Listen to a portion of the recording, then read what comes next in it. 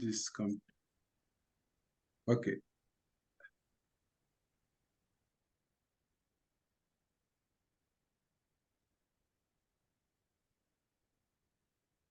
Okay. Okay. There we go. All right. Greetings. We see Dr. Charles. Bonsoir, bonsoir, comment nous y est là? And Emmanuel is here. Hey, good day, Dr. Lou. Hey, it's a pleasure to see everyone. Okay, I think, let's see, Dr. Duval, I just saw her. Sandra Duval. Yes, I'm here. Okay, we need to see you. Yes, give me 1 second. Yes, 1 second. Okay. And let's see. We're missing 2 more. Telusma and Clormeus.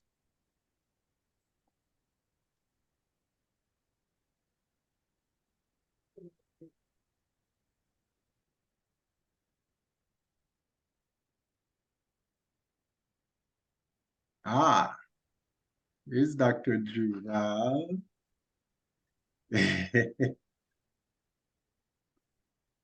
Nice to see you, Dr. Lou. Oh, it's a pleasure to see you, my friend. Yes, great to see everyone. Good to see you too.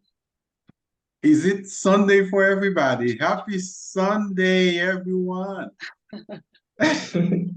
Same to you. Well, this is Monday here in Nigeria. This is 1 a.m. Monday in Nigeria, 1 p.m. Oh my God. a.m. in the morning. This That's torture. Oh, yes, he's in France. Okay, welcome everyone. Thank you for joining us. We are going to be recording. Hope that is okay with you. We wanted to just kind of open this up and have an opportunity to talk about this new book, Vodou and Christianity, an Interreligious Dialogue. I just wanted to, there go Dr. Lou. Dr. Lou and Dr. Lewis, we all we're thinking about, we wanted to have a conversation looking particularly at where Haiti is now and having some of the political problems that we're engaging in and really not really having a situated government. And during these times, spirituality always plays a central role in how we process and understand what is happening in the country. And so in light of that, we thought it would be an offering, to begin to have these conversations about the religions of Haiti. Vodou, we have a Christianity, which includes Catholicism and the other Protestant different denominations. And in the past, there's been confusion, conversations, conflicts. And I think this sometimes spiritually mirrors, some of the situations that we're dealing with in community. So Celucien, which I've known for a very long time, is a theologian, Christian theologian. I think some of you know that I am a mumbo. I'm a priestess in the Vodou tradition. And Louis has joined us also, and he is based in Haiti, to really begin to think about how do we understand what are conversations that need to happen now? What are the conversations do we need to happen now? Particularly as we think of how our world is now. We are not only divided by nation, by all of these social ethnic categories, but we're also divided by religion and spiritual beliefs. And I being Haitian, and I grew up Catholic, and when I was in my doctoral program, I found Vodou. And as a school psychologist, I was, working with students, particularly Haitian students, and there were 3 categories. Either they had an academic issue, a psychological issue, and there was this 3rd category that I could not put my hand on what was going on. And as I delved deeper into Haitian spirituality there's a way of knowing. There's epistemology. When I was in doctoral program at Harvard, we were told epistemology is how you are studying Haitian epistemology through the lens of Vodou. And I created programs for young people around this. And, I also contributed a particular chapter. You're going to hear from different authors in the book that came in conversation with us. When I was in my doctoral program at Harvard, it gave me and I found all these books, all these resources. I went to Haiti twice to interview people, and there was a thread. There was this basic knowledge base that was integrated culturally that was being denied to the immigrant kids that I was talking to, the Haitian American kids, and I studied this. And I eventually created programs. And I also have another book on my website where I write up what I did with the kids. So I've been doing this for 20 years, creating programs with a Vodou base for Haitian and immigrant children. And when we first started talking about this book, I went back and said, well, what is the spirituality of Haiti? How was it grounded? And I talk a lot about this in my chapter where, many people came, Pan-African traditions came to this island and created a central understanding called Vodou. It's more than a religion, it's a central understanding. And Catholicism was there, the colonized religion was there, and folks embraced it and integrated in some ways in the Pan-African tradition. And then I wanted to know the history of the Christian faiths. And the first two Christian missionary groups that came were African Americans.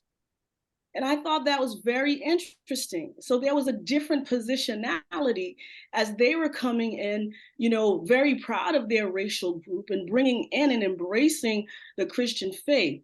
And in the 1915, when the occupation started, there was this attack on Haitian Vodou, which was a central part of a religious system.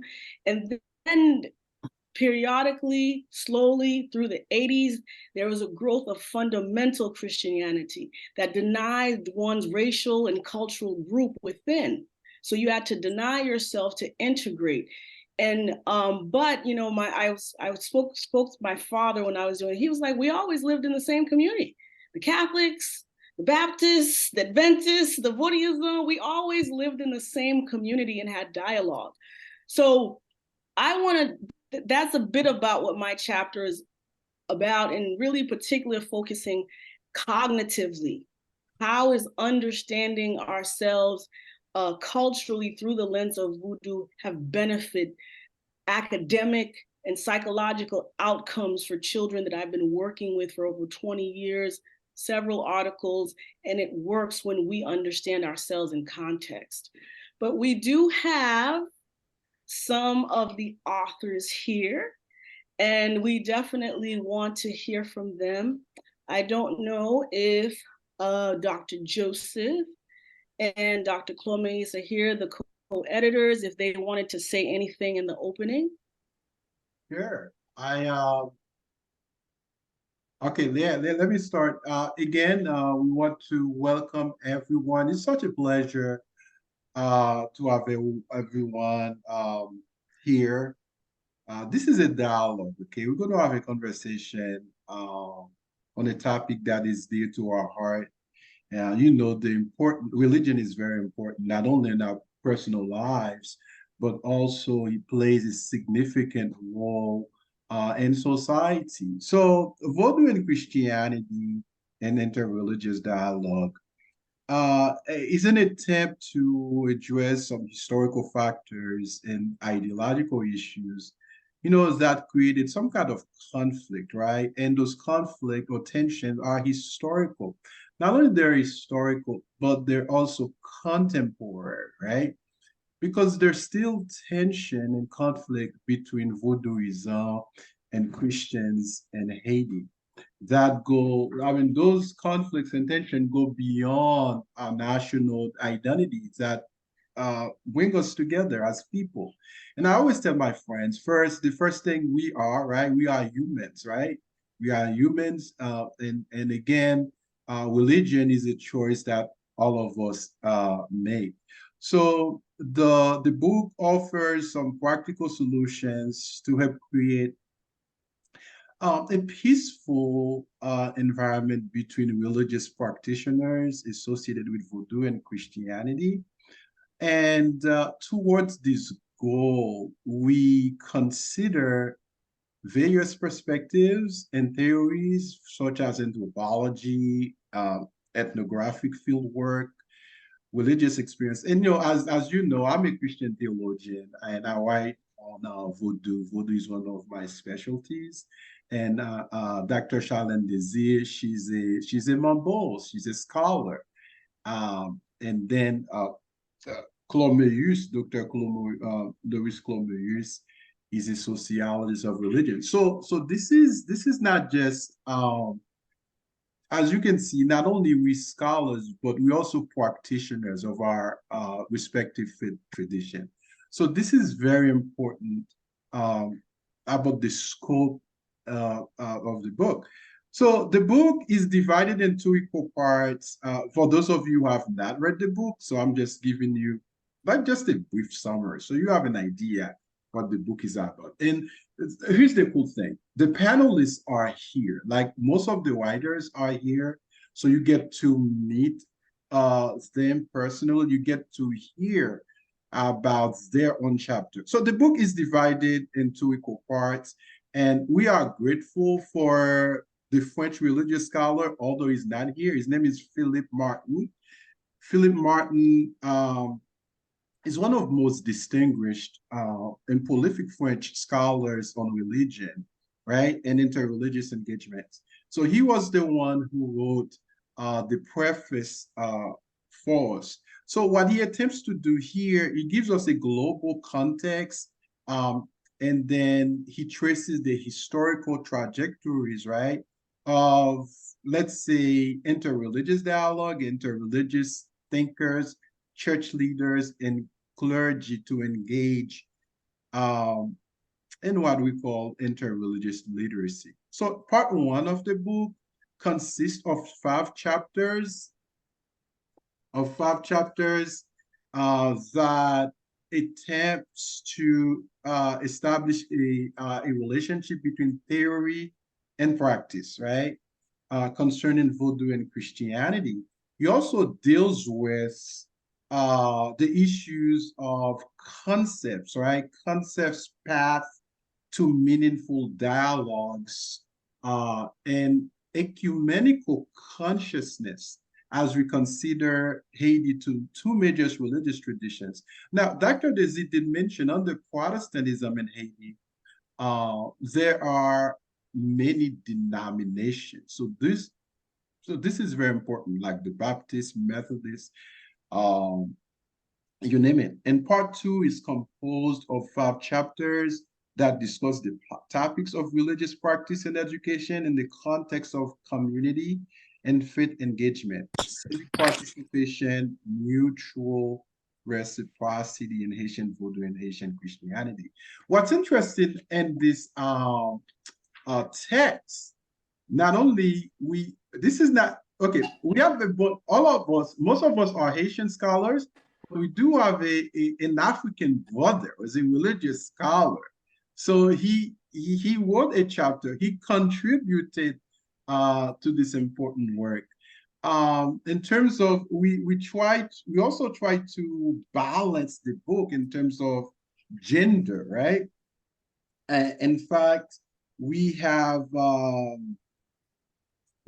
three women scholars who've contributed their own respective chapters in this important book. The book has 10 chapters. All of us try to make sense, of what is it that we want to achieve, right? What do we mean by religious, interreligious dialogue? I see Dr. Louis is here. Now, some of our speakers speak Creole, so those are from Haiti. So we will attempt to translate for our English-speaking audience. Okay. Dr. Louis is here. Dr. Louis, would you like to say a few words? Might not be for me.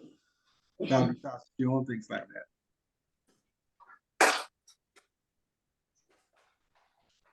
Bonsoir tout le monde. C'est un bel plaisir pour moi avec nous à Soya et pour présenter le livre là sur le dialogue interreligieux en Haïti. Alors, nous connaissons que milieu religieux dans tout pays, côté il y a plusieurs religions, il est toujours posé sur des bases conflictuelles. Donc, le livre ça, même extrêmement important parce que les réflexion en plus sur qui gens nous capables de faire pour nous engager dialogue entre religions yo et qui en jeu nos sociétés tant qu'au Haïti un dialogue qu'on ça capable gagner. Donc ça fait vraiment plaisir pour me participer et avec Dr. Lo, avec Dr. Charlene et avec tout l'autre monde qui contribue dans le livre ça. Donc ça te fait vraiment plaisir pour nous te faire aventure ça ensemble. Okay. All right, Charlene. So Dr. Louis Clormeus greeted everyone. He talks about the importance of interreligious dialogue, about the two major religious traditions in Haiti. He also mentioned how happy, right, he had worked with the amazing Dr. Charlene Desir to produce important work. Okay, so Dr. Desir, you want me to go ahead and Oh, we gotta mute someone. oh let's see. Alan,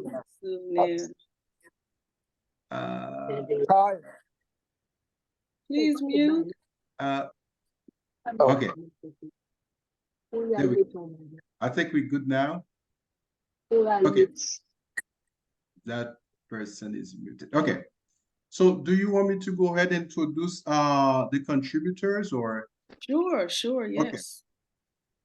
Okay, so we begin with, alphabetically, right? Dr. Carter Charles is a profound natif natal or native son of Haiti. He obtained his PhD in American Studies with an emphasis on religion and politics at Université Bordeaux Montaigne en France. Now, he's currently an assistant professor in the Department of French of Religion. So Dr. Carter Charles is here. He's one of the panelists here. Dr. Charles, this is Dr. Charles, right? Okay. And then we have Dr. Louis Clormeus. He's a professor of sociology of religion at the State University of Haiti, or UEH. She's also currently an associate research scholar in the Department of African American Studies at Yale University. He has written prolifically on the intersections of religion, Haitian society, and Haitian intellectual history. Anything you want to learn about religion, you need to read this guy. He's very prolific. Okay. And then we have Dr. Roland Durancy-Datis. She is an associate professor of sociology and the department coordinator at Texas College. I think Dr. Datis just moved to Fisk University, if I'm not mistaken. She's an associate professor there. So her teaching career spans 3 decades along with her legal. She's also a lawyer. Yeah. So along with her legal roles on behalf of immigrants of color, serving as cabinet member, Ministry of Justice and Public Safety in Haiti, her work in international law, speaking engagements, workshop presentation, research grants, and awards. Then next we have Dr. Vijonet Déméro. Dr. Déméro is one of the panelists. Let's see if he's here. Maybe, okay, not yet. He undertook theological studies at Jacksonville Theological Seminary, Guy Institute, International Mid-Pacific Center, and Dallas Theological Seminary. He has done additional studies in educational sciences at the Caribbean University, the University of Antilles, and the University of Quebec and Montreal, and Harvard University. He's a very prolific writer. Dr. Sadra Duval works in an area of educational context, and she's also interested in the urgency for culturally relevant and equitable education to preserve the ideals of democratic life. She has been selected to serve as a consultant for government educational institutions and private agencies. She earned her BA in sociology and secondary education from Stony Brook University. Her MA is obtained from Columbia University Teachers College, and her doctorate is from the George Washington University in special education with an emphasis in bilingual education. There we go. And Mr. Nzas Emmanuel is a postgraduate. I think he has his master's right now at from the University of Jos, Plateau State, Nigeria. He received his bachelor's degree in philosophy and religious studies and education from Nasarawa State University. He's looking forward to exploring research with interest in African studies, African religion and culture, peace and conflict management. Then you have Dr. Celucien Joseph, which is me. So by training, so I have to read about myself, right? By training, he's an intellectual historian, literary scholar, and theologian. So I'm currently serving as the department chair for English at St. Jacinto College. And I am one of the lucky contributors. Then we have Baudelaire Julien. Baudelaire Julien, let's see. Baudelaire Julien is not here with us. He's a doctoral student in sociology at the School of Advanced Studies in Social Sciences, what's called in French, l'École des Hautes Études en Sciences Sociales. If you didn't know, those of you that know, those are like Ivy League schools. That's the term the French use. Okay. And he attended the Center for Studies in Religious Social Sciences.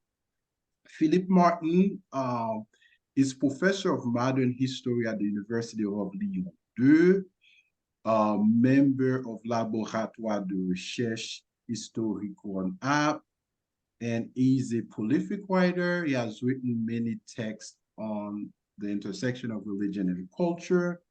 Then we have Henri Moïse. Henri Moïse is a doctoral student in sociology of religion at the École pratique des hautes études, and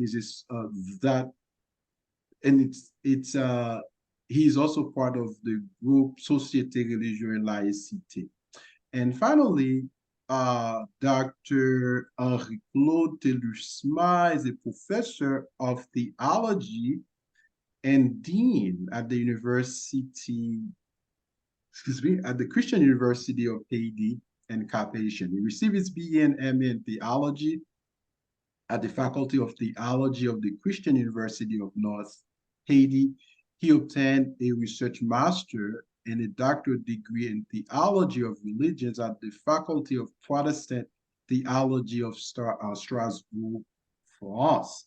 I believe Dr. Telusma is one of the panelists, and I do not think he is here tonight. Okay, Dr. Desir, it's your turn now.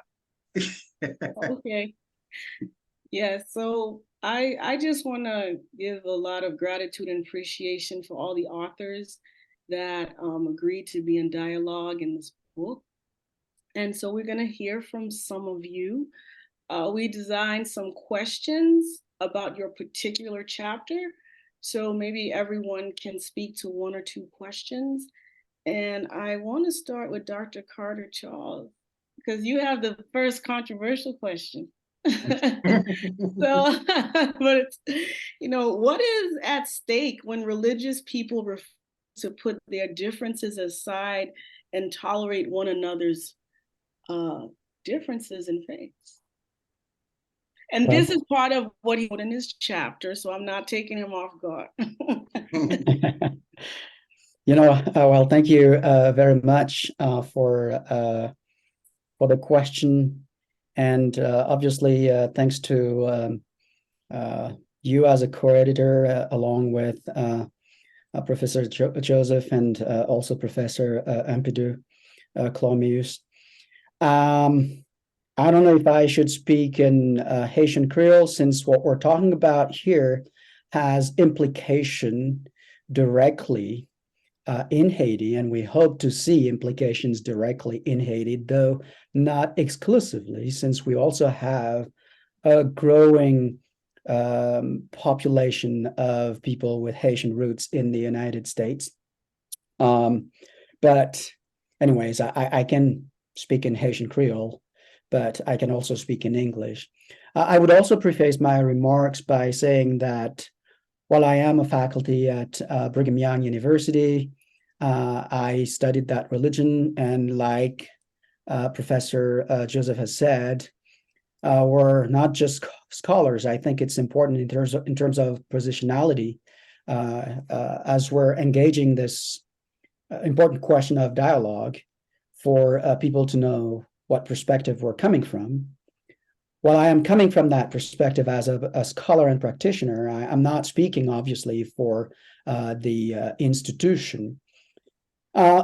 Largely speaking, regarding the question, I think one thing that we miss, if as scholars of religion and practitioners, we do not listen to each other, is that we probably, in my view, although that's not something that I elaborated on in the text, the way I will say it here, is that I think we miss something important in our own religious traditions. We miss the humans, the people. Religions and spirituality, they are first and foremost about people. And it's not exclusive. Well, some religious groups are very exclusive in that they, limit themselves to a particular group of people and only that. But overall, when we're talking about Christianity, when we're talking about Vodou, we're talking about not just a narrow circle. We're talking about everyone. We're talking about people in the neighborhood. We're talking about people in the community. And so if we are interested in people, then obviously we should be willing to have a conversation with pretty much everyone. Not that we stop being who we are. I mean, I am excited that we're having this conversation here. I am still me, Carter, born in Haiti, grew up in a particular place that some of you probably don't know, but which is the best place in Haiti, right? That is Akaye, the country of the city of the flag, right? I'm proud of it. And yet, no one will feel, offended that while being proud, I can also come across and have a good time and talk about good things. How can we move things forward? But overall, I would say this. Since religions have to do with people, we cannot think only in theological terms. We cannot think only in terms of the things that exclude us, that separate us. We must go beyond them and embrace each other. Even if that's hard, even if that's tough, because at the end of the day, I am interested in something that, well, any religion scholar will be interested to know about here, that is the social function of religion. What is it that your group and the group that I belong to and other groups that we are doing on the ground, and how can we join hands in making it more efficient and more beneficial to everyone? I'm just excited about that, and I think we come to greater heights as we continue to be rooted in who we are, in our personal identities and our beliefs, and yet extend a hand to meet the other.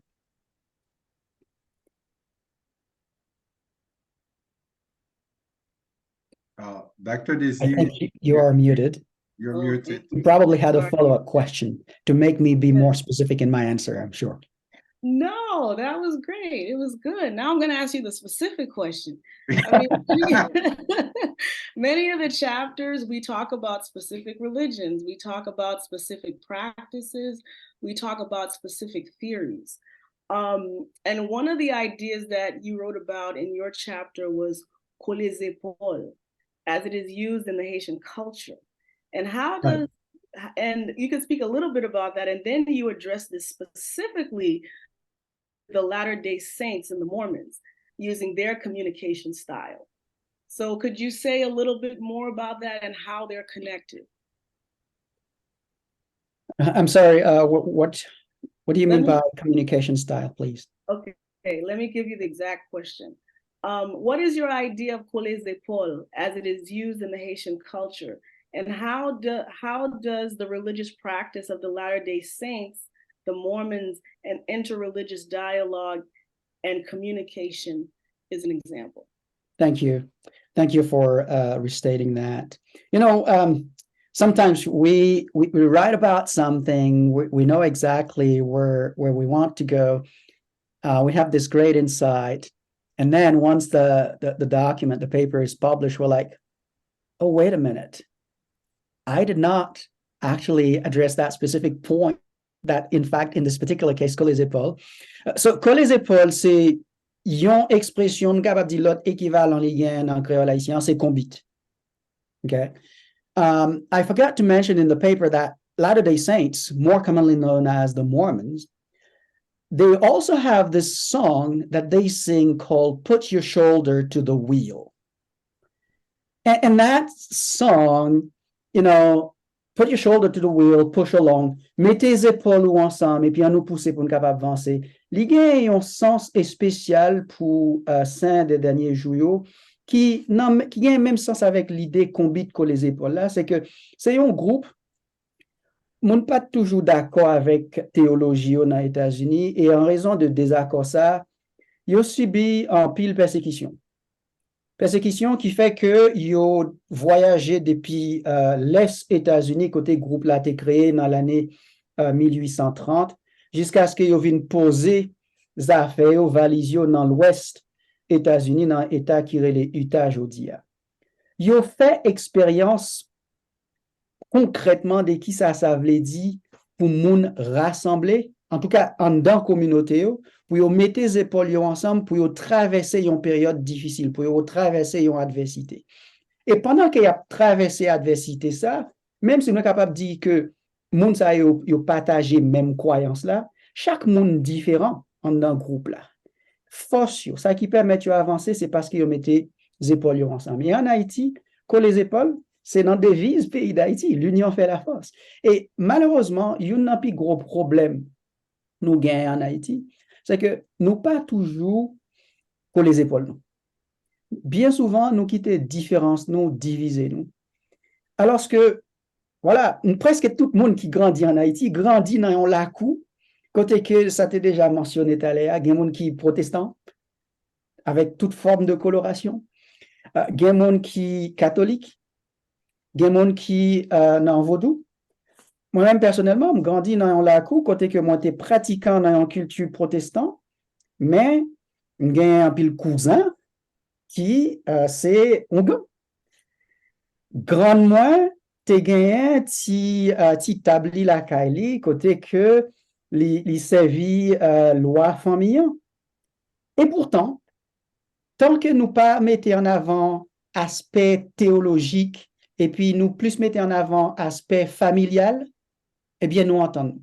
Donc, c'est dans l'esprit ça, moi, avancer l'idée que les épaules là. C'est les derniers jours, ils ont gain expérience tout, parce qu'ils ont souffri persécution, ils ont gain en pile expérience dans le domaine qui ça nous capable de faire pour nous créer un dialogue avec l'autre groupe qui est d'accord pour participer.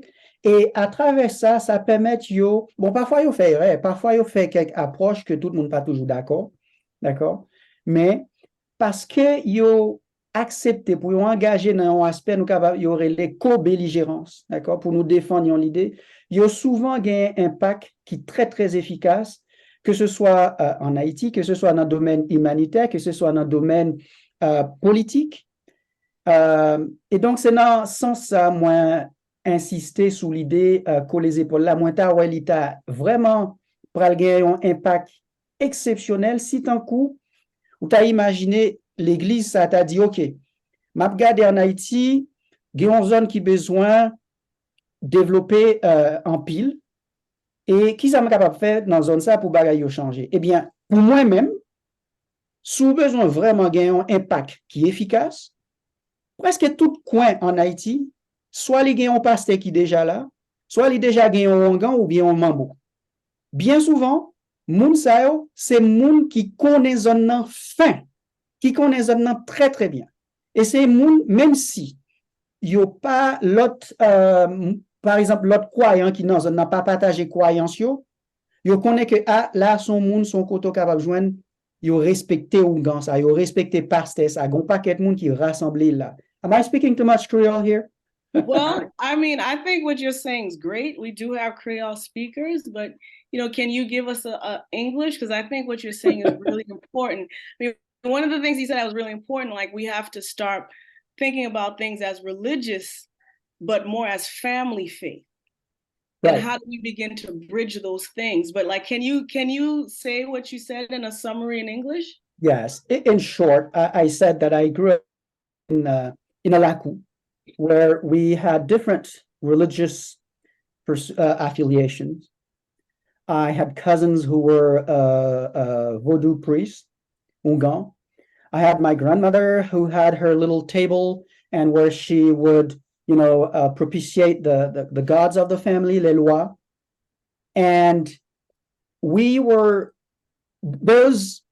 different religious beliefs that we had were not the kinds of things that divided us as long as we were thinking in terms that we are a family, that we belong to the same habitation, we belong to the same property, to the same group. We got along great. And my argument is that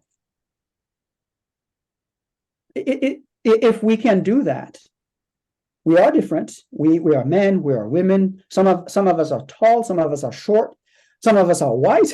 Some of us have different ages, but as long as we think of ourselves as a family, then it's a lot easier to move things forward. And I also mentioned that the Latter-day Saints, because of their history of persecution in the United States, they also developed a culture of working on across the aisle in what they were, because in Haiti, or pastor, there are people, figures of authority, where they have their churches or peristyle. Then if Latter-day Saints, if they want that to be impactful, then the logical thing to do is that despite beliefs, then the first thing to do is to go to that Ougan or Mambo, and they know how to make things happen and set things into motion. Thank you. I think that's important to give just a family discussion about how do we approach these things, because it may seem small, but the division around the religious beliefs have extended to violence and accusations. Dr. Sadra Duval, who says there's ways that this can be done for us to understand it better in research. So, I want to ask you, how can autographic research be used as a tool to facilitate these interreligious dialogues? Are you on mute? Yes. All right. Honor, respect, everyone. Respect. So in writing the chapter, I was thinking about which method might be best when you think about interreligious dialogue, and that might serve in a way to integrate people from different generations, people from the United States as well as in Haiti. So autographic methodology is a model I thought that would be best suited for that. Hi, Nina. To explain a little bit about what feedback? I'm listening to ethnographic the webinar. Okay. To explain a little bit more about the model. When he gets home, I'll ask Please, him. please mute Gigi, please mute. Gigi, there we go. So I want to explain a little bit more about how autoethnographic method fits that purpose. First, we use personal data as a way to provide information for the research. So in some ways, it challenges traditional research norms. It's different, is researched by the people for the people. So right away, it provides counter narratives from what we are, from underrepresented people in literature, because the depth of insight that one can get from autoethnographic research coming from personal experience as primary sources of data, there's no way you can really get it from the traditional research methods. Secondly, it gets to emotional truths. When we're talking about religion, we're talking about ways of believing and knowing. There's a lot of emotion attached to it. So autoethnographic really gets to know people in their most feelings and understanding about self and religion and spirituality. Again, a great way of providing nuance of comprehension. People from different religion will tend to understand things differently. So those nuances are best understood when we start sharing our stories and our understanding. So the other one, it provides a cultural context. Even though it's at the individual level, we find common themes, so that whether you're Catholic or practice as a Vodouisan or Protestant, your personal narrative, soon enough, once you share those narratives, once you share those personal stories, you get to hit the broader cultural phenomena. And within those stories, we can find themes that are present for different people of different religions. And in the case of Vodou, we begin to demystify the understanding, because the big part of the conflict comes totally from ignorance and misunderstanding. So if we don't understand, we tend to project our own biases and so forth. And having this personal stories help to demystify those religions, especially when people feel they're underrepresented or misunderstood in the mainstream discourse. So that's very important. So in terms of challenging the norms.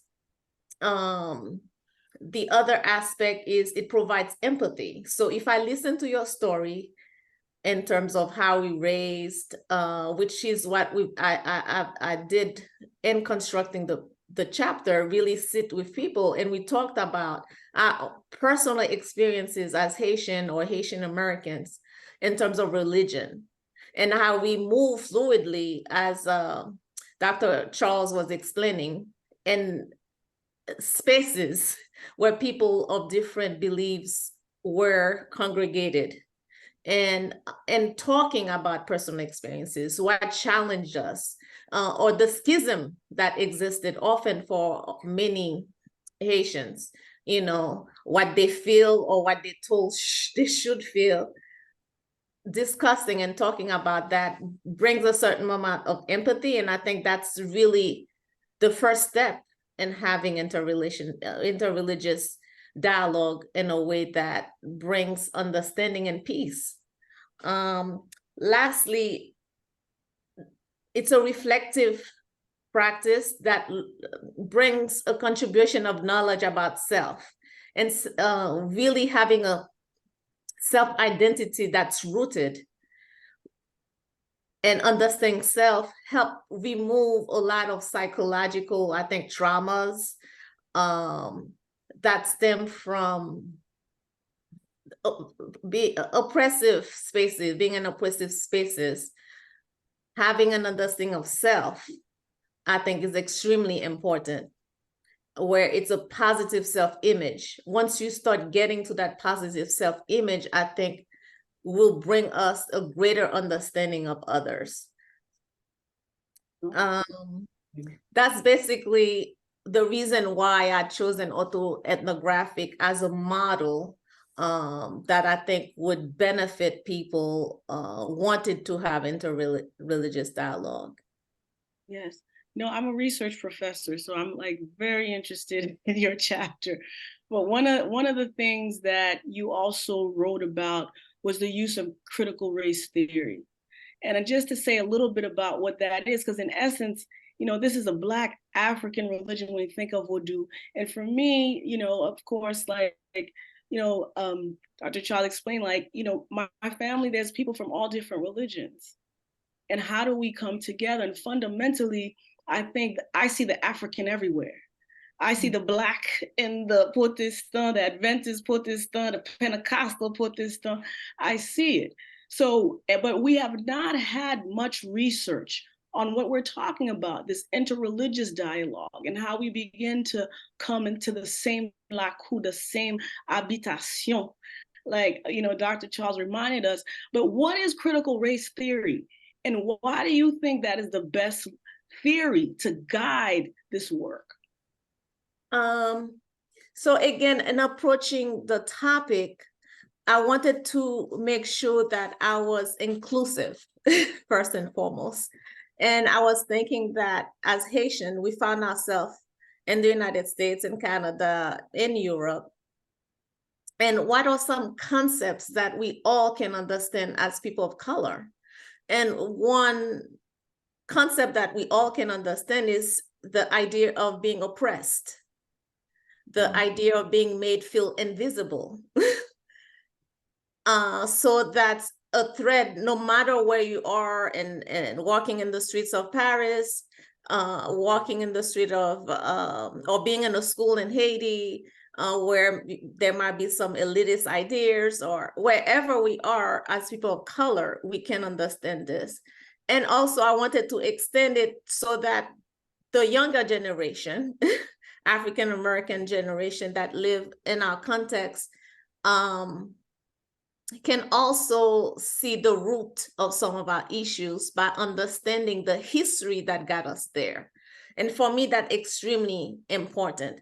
So just a note that critical race theory is a movement that started in the post-civil rights era.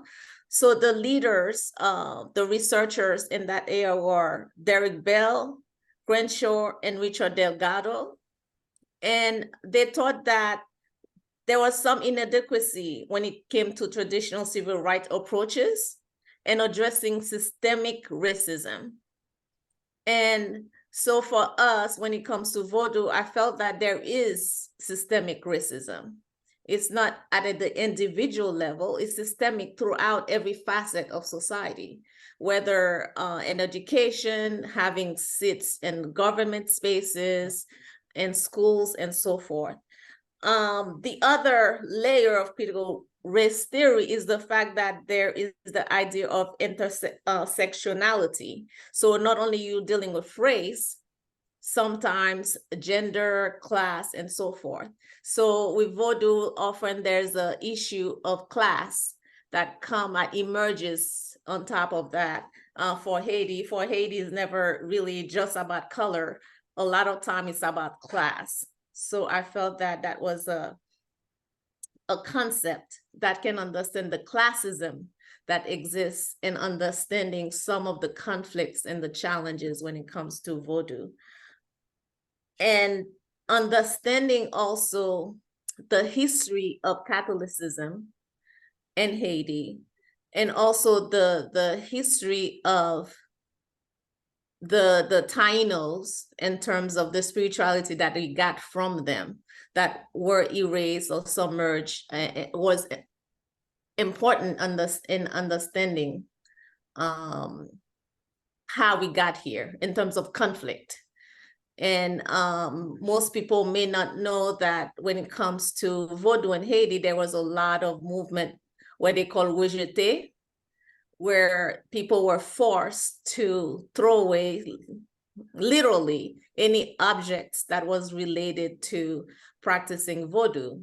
And that went on in different periods in Haitian history. And some of them were they were bloody, and there were deaths involved.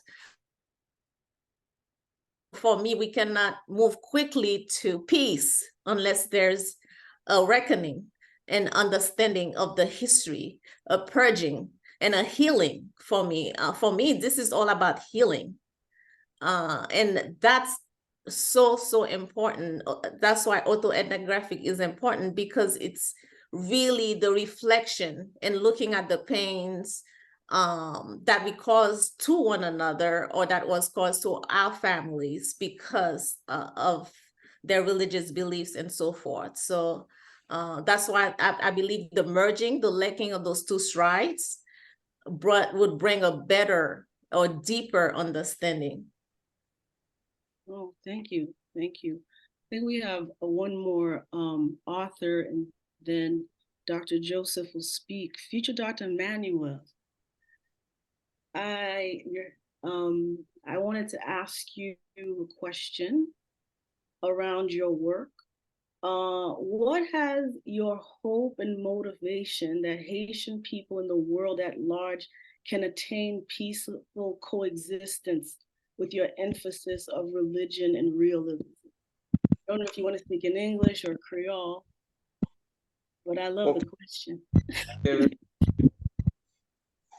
I hope you can hear me. Yes, we can.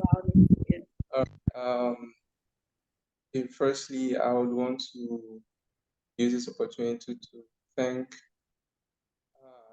the editors, more especially Dr. Lu, and then I've been hoping to meet Dr. Charlene Desir.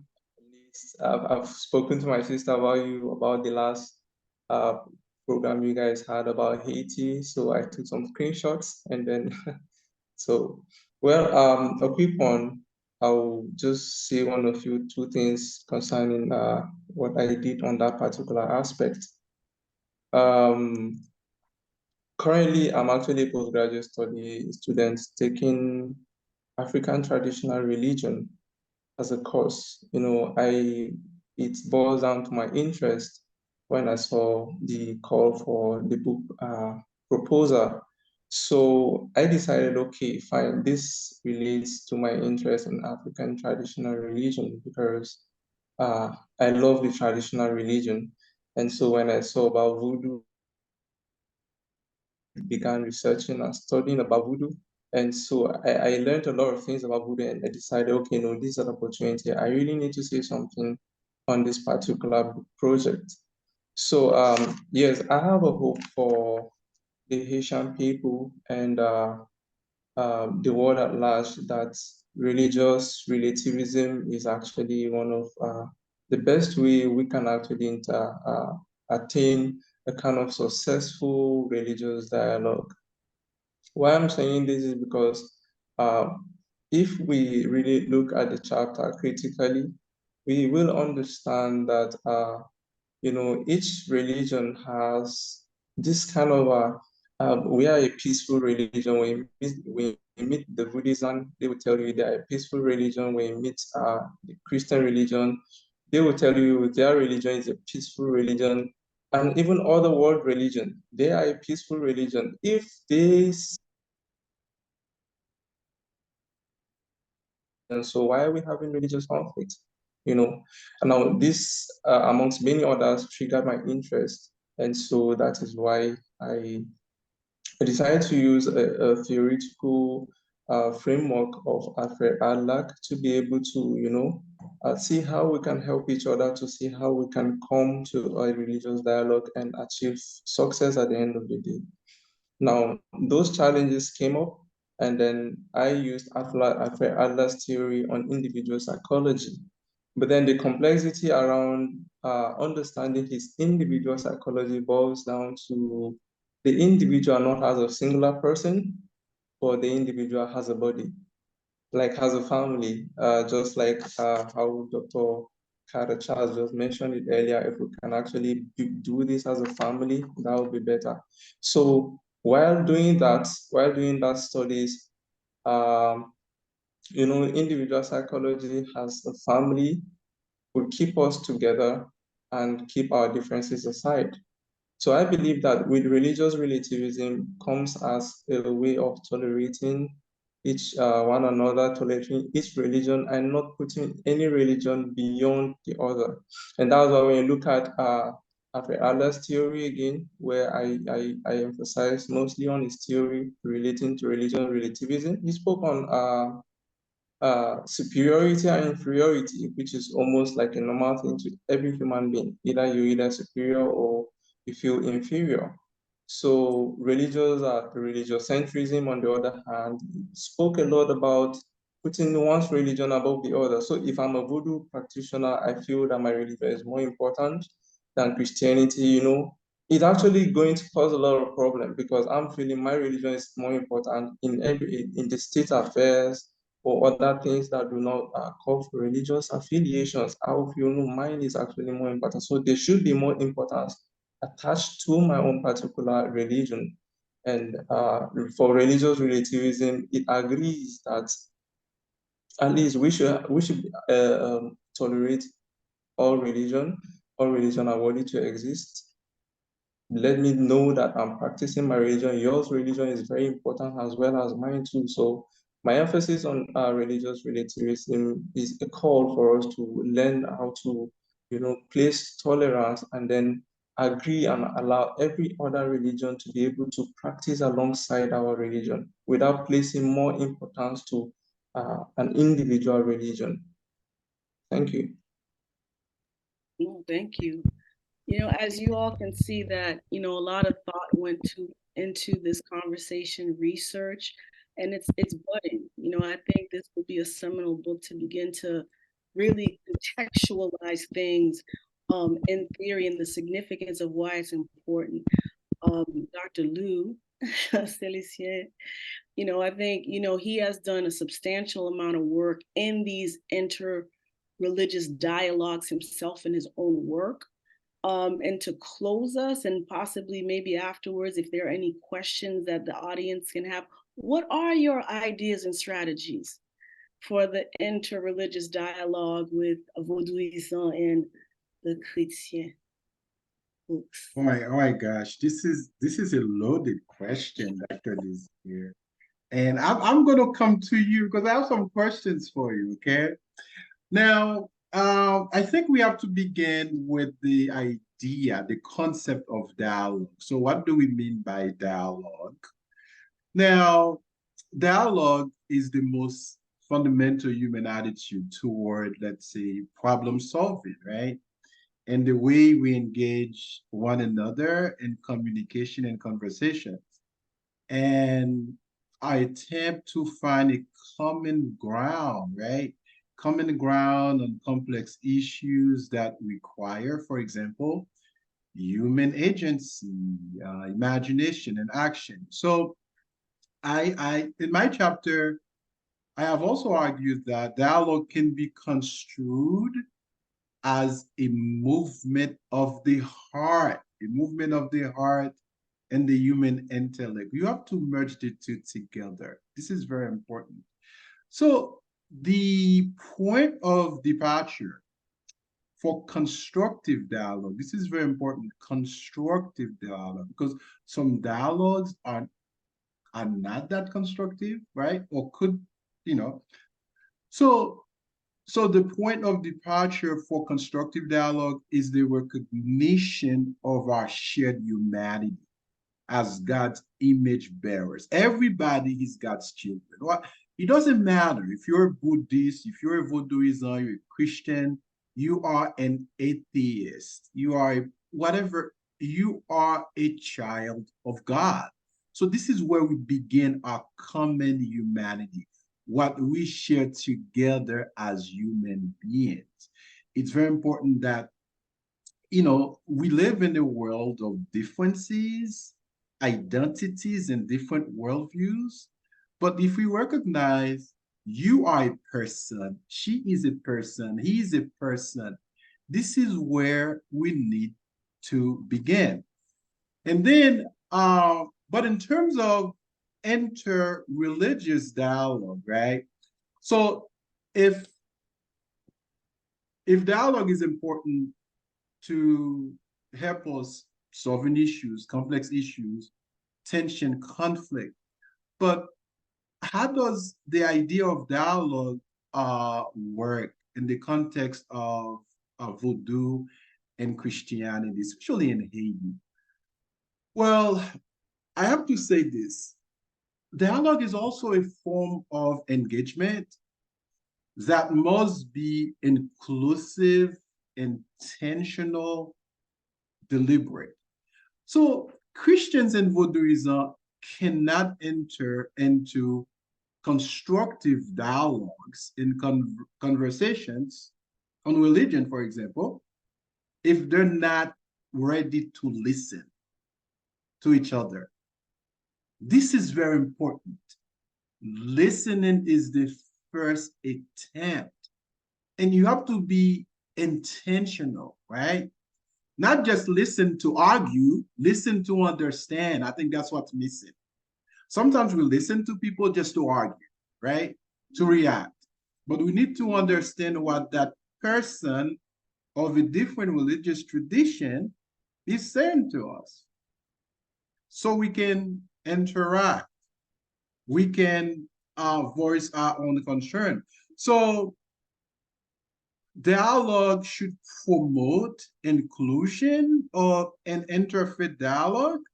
It should lead to mutual understanding and frank dialogue. So now we talk to each other. The reason now we are talking right now as panelists, as a group, is because of what? We want to understand, right? We want to achieve understanding. From understanding, we can move forward to find a common solution. I do not believe, you see, dialogue does not involve one party. For example, a Christian cannot talk to himself or to herself, right? A Vodouism cannot do the same. So we need to come together. We need to come together to be ready. Okay, look, how are we going to frame that dialogue? What are the steps we're going to take, okay, to have a meaningful, constructive, respectful dialogue on our religious differences? I'll just stop here. Okay, thank you. We have another co-editor, Dr. Louis Clormeus. Est-ce que vous can buy ou table di pour qui ça pense livre ça important pour Haïti kounien? So why is this book important for Haiti right now? So Dr. Desir is asking Dr. Clormeus for his input or his perspective. Bon, moi-même avant tout, moi crois que livre ça, c'est une première occasion, c'est un rare livre qui paraît, qui a réfléchi sur la question de dialogue interreligieux en Haïti. Et je profite de rendre hommage à défunt Père Kawas François qui mourit, qui c'est un premier monde qui écrit un livre côté l'a demandé faut que dialogue interreligieux les engagé pour une autre dimension entre l'Église catholique ensemble avec Vodou. Et moi je crois que nous fait une pile décennie dans l'histoire nous côté c'est chirépit qu'a fait dans question religion qu'on y a moins quoi que le moment arrivé pour nous tresser pit ça l'extrêmement important pour nous capable accepter l'autre dans différence que capable gagner et nous l'autre nous accepter croyance nous accepter que et en dépit de croyances capable différents que grand pile belle bagaille qu'on capable expérimenter dans relation ensemble avec moun ça et je pense que plus gros bénéficiaire là c'est Haïti. Alors livre ça lui-même et lui proposer et différentes perspectives et à partir de statut intellectuel monio mais tout statut religieux moun k'ap écrit tout lui proposer perspectives de manière assez pratique pour permettre que et nous capables poser une base, mais une base solide pour que le dialogue ça lui-même est capable de continuer. Évidemment, et a toujours une différence, mais faut que nous apprenions à vivre avec différence. Thank you. Thank you everyone for participating. We already have one question in the chat. I'm sorry, Dr. Desir. Can we Oh, yeah, summarize? translate. Yes, Yeah, yes, yeah. yes. Go ahead. Sorry. So Dr. Lewis says that this book on interreligious dialogue between Vodou and Christianity in Haiti is one of the first work, really, in fact, the first publication in the English language. He also pays homage to Dr. Père François Carwas, who actually published the first text in French, okay, an interreligious dialogue in Haiti, where he encourages we need to go beyond our differences, our religious differences. And Dr. Lewis says that we need to learn to live together. We need to learn how to live together and embrace other differences. You know, people may not be like us, but we still have to learn how to live together, right? It's very important. And he says, this is the first conversation. Obviously, really, this book is not going to be the last one. Might be the first one, but we need more text, more engagement. Also, we have to go beyond, I'm adding, this is Dr. Lewis didn't say that, but we have to go beyond the text, right? To do actually the work, for example, Dr. Desir has been doing for over 2 decades in Haiti with children, not just children whose parents are Vodouism, but everybody is welcome to her camp that she organizes every year in Haiti for the past 20 years. In fact, when Dr. Desir gives me opportunity, I'm going to ask her to speak about this. So.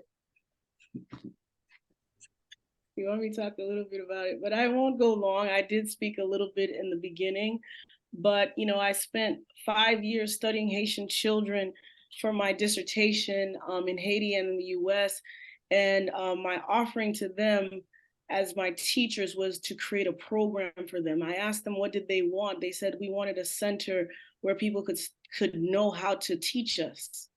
And in doing that work, Vodou just emerged. I particularly use the lois as principles.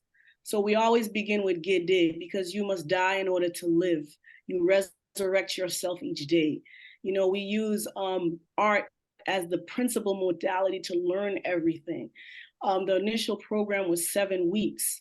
And I did a part of this project initially in Haiti, in Saint Raphael, in the north of Haiti, and in Miami. And we collected data for 7 years, and these kids' grades shot up. Their behavior shot up. We have longitudinal study. And in the last 5 years, I've been working in Jacmel.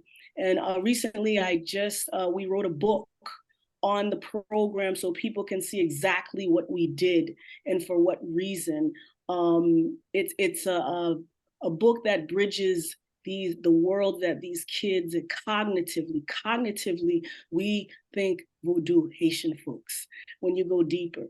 So so the book is on my website, 10global.com, and it really documents the script of how we did the program, the curriculum. Edwidge Dantika endorsed the book. She wrote the foreword and was with us for the 7 years every summer with us. So I just want to say that just as a school psychologist, it works when you teach children about their fundamental cultural principles. It works. And for that, I'm gracious to have the opportunity to talk about it more in this book. I know it's a little bit late, but I do want to open it up if folks have any questions or comments. I know that there is a couple of questions already. One of the questions I saw before, I think is my spiritual brother.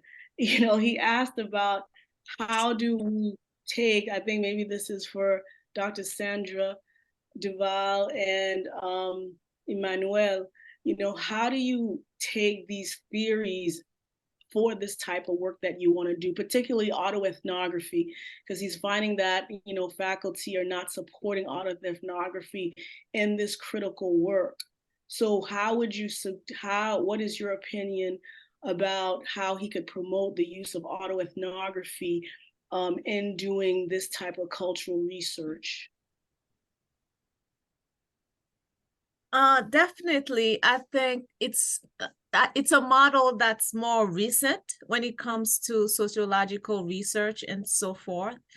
And it can be done with both quantitative analysis and qualitative ways, so that you can use mixed method. I know universities sometimes, when you have a research model that is new, there is some scrutiny often that is presented. But if you have a mixed method, qualitative and quantitative in relation to the ethnographic work, it can work beautifully. Because for sure, a survey is not going to give you the rich research as dialogue, right? If you have dialogue, you have to have a way to categorize the information.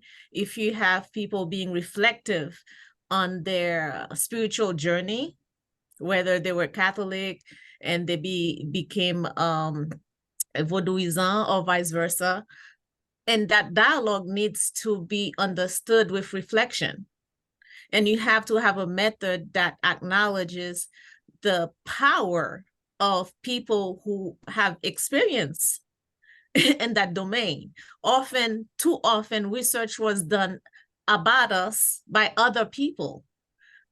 Now we're saying that we have the knowledge about our own lives. We have the capacity and the credibility to do research on us using personal data. And that is the research, that is the biggest data in terms of assessing information that is real, that is concrete, that is meaningful to us within our own cultural experiences. Yeah. So we have to be creative. I really appreciate your response. Thank you so much. I've already added the book to my bibliography and several quotes that you all said, so that when they have something to say to me, when I have to present this, I say, well, these people said this. Well, yes, reference citations, and then see if you can have an outside person on your committee. And don't worry. Don't worry about that. Trust me. This is my spiritual brother.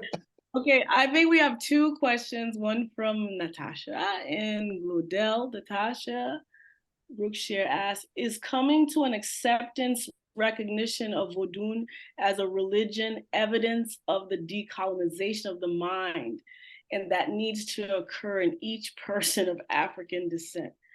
I mean, I'll leave that to Emmanuel, or where's Dr. Charles? What do y'all think? Well, here's what happens. First, Dr. Charles and Dr. Clormeus. Dr. Charles has a family engagement, so he had to leave early. Dr. Lewis is not feeling well, even though he was online. He's not feeling well, so he had to step down. So, well, okay. So let's see what we can do, right? So the question, it's coming to an acceptance recognition of Vodou as a religious evidence of the decolonial divide. Okay, now here's what happens. Here's what happens. I think the recognition, of Vodou as a religion, this matter has been settled since 1928 with Jean Poismas, with the book Ainsi par la langue, and this is not an issue in academia, right? He has been established in his work. Poismas was the one who actually made Vodou a religion in Haitian scholarship. So for me, I write about, as Dr. Desir says, I write about the relationship between Vodou and Christianity. When I write about Vodou and Christianity, I never question really, is Vodou a religion? I mean that argument is past, I don't even, because it's been established for years. if we don't speak that language, I don't know when we will do that, right? So this is not an issue for me per se, but I do understand where Natasha is coming from. There are individuals, people, or different religious groups that still there's a little resistance to refer to Vodou as a religion.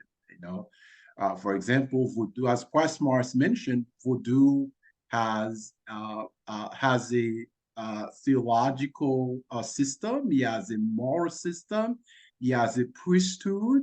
He has, anything that you find in any religious tradition, whether we're talking about Christianity, Islam, Buddhism, this is what Vodou shares with the so-called major world religions, right? So does that make sense, Natasha? I hope I am, making sense. Yes, it's just that, it's not only do people consider Vodou as a religion, they actually demonize it, right? They say you're doing something spiritual, but it's like a demonization of it, and there's a shame attached to it, and there's all this emotional, societal thing that comes to it, even within our Haitian families. So that's why I was thinking, for me, it's like a process, right? Like the more I come into myself as a person and embrace my African roots, the more I'm like, I embrace and understand Vodou, and, being in conversations like this really help. I think the depolarization of the mind and the spirit is so important. Now, I want to add, because I think every religion has something to vilify, historically, personally, psychologically. And I do agree, like, Vodou is African. It's Black, it's indigenous, native. It's the collection of aspects of Christianity through the lens of the African. So I think we have always denied anything that is Black and African, even in our own Haitian tradition, as negative. But like, I didn't have that, but I think that we do. There is a process of decolonization, because when I come to Vodou is not only a religion, it's a system that was created by our ancestors with a language, of Haitien, with the concept of liberation, with an understanding of like healing through the 4 elements that exist. So when we begin to conceptualize the idea of la cour, habitation, living in community, but I do want to pinpoint on what you said. Yes, we have been colonized to believe that things that are African are in alignment, and this was purposely done. We won't talk about the 1915, 30-year insurgent, but this is some of the things. But I want to ask Glodel, had his hand up for a while. Do you have a question or a comment? Something a little bit. Yes. Okay. Emmanuel, go ahead. Okay. Natasha, thank you very much for that wonderful question. And then when I saw your question, it really intrigued me, because it shows that there are people who are constantly conscious about the African religion and our culture. When Desir was trying to make an emphasis about the decolonization thing, we have been colonized, our minds have been colonized to actually think that the real African religion is actually, a religion not to look up to. And so we should believe that the religion, the foreign religion, or the so-called world religions that they brought to us are the major religions. And that's where I think one of my major emphasis about this whole religious superiority, that the world religions are more superior than our real African religion. And I believe that our ancestors are not really happy if they are not really happy for us not actually taking on serious about our own religion. And in fact, to add up to that, I got discouraged when I was taking this master's admission on African traditional religion, because a lot of people ask me, what African traditional religion, it's more like a dead cause. Why are you studying African traditional religion instead of going to religion and philosophy, religion and ethics, global religious studies, and all of that?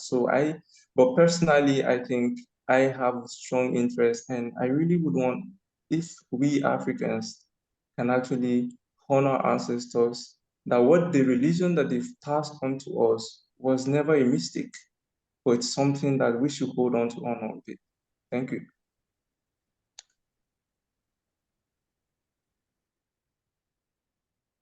Dr. Desir, you are muted. Oh my goodness, I have to do the mute. I get all excited. I don't want to show up saying, yeah. I put myself on mute. We had an additional comment on this. The problem, in my view, from Marjorie is not whether Vodou has been accepted as a religion, but rather it has its place now in modern day society altogether.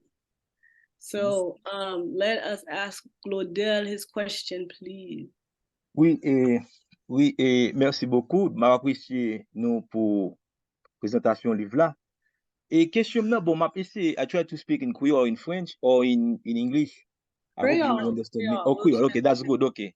Moi, pense que question dialogue interreligieux en Haïti, par contre, si dans recherche nous fait, nous mettons action sur le concept dialogue interreligieux. Je pense que pour le vaudou, dans le vaudou, il y a un cosmogon de la libération. La question de la pluralité, la question éthique de l'autre, il y a dans dynamique vaudois. Reconnaissance de l'autre, parce qu'il est caractérisé par ça, le cosmogon de la libération, acceptation de la pluralité de l'autre, de l'altérité. Mais en dedans christianisme, nous connaissons une religion universaliste hégémonique, une universalité verticale. C'est question de dialogue là. Au dialogue, parce qu'il y a trois dimensions là-dedans. Il y a une dimension ontologique, c'est-à-dire que en termes religieux, qui conception de l'être que ça c'est la gain de l'autre vaudois, c'est-à-dire que il y a une dimension ontologique, il y a une dimension axiologique, il y a une dimension épistémologique. C'est-à-dire que comment nous aborder ces trois aspects. Parce que le chrétien haïtien, il est difficile pour la loi et pour la dialogue avec vaudouisant, parce que il y a en tête li, psychanalytiquement, il y a un inconscient, il y a une prémisse de une religion démoniaque, diabolique. Donc, la métaphysique chrétienne, li ontologiquement empêcher toute ouverture à l'altérité vaudou. Donc, comment épistémologiquement et ontologiquement et axiologiquement nous aborder le dialogue interreligieux? C'est-à-dire que nous connaissons, même au niveau politique, il y a une impossibilité pour un dialogue politique, voire en termes religieux. Donc, c'est que analyse concept dialogue interreligieux, ça supposé chita sous angle, ça est ontologique, épistémologique et axiologique, c'est-à-dire en termes de reconnaissance de l'autre. Or, dans le christianisme, même la tradition moderne occidentale, ça reposait sur l'universalisme hégémonique.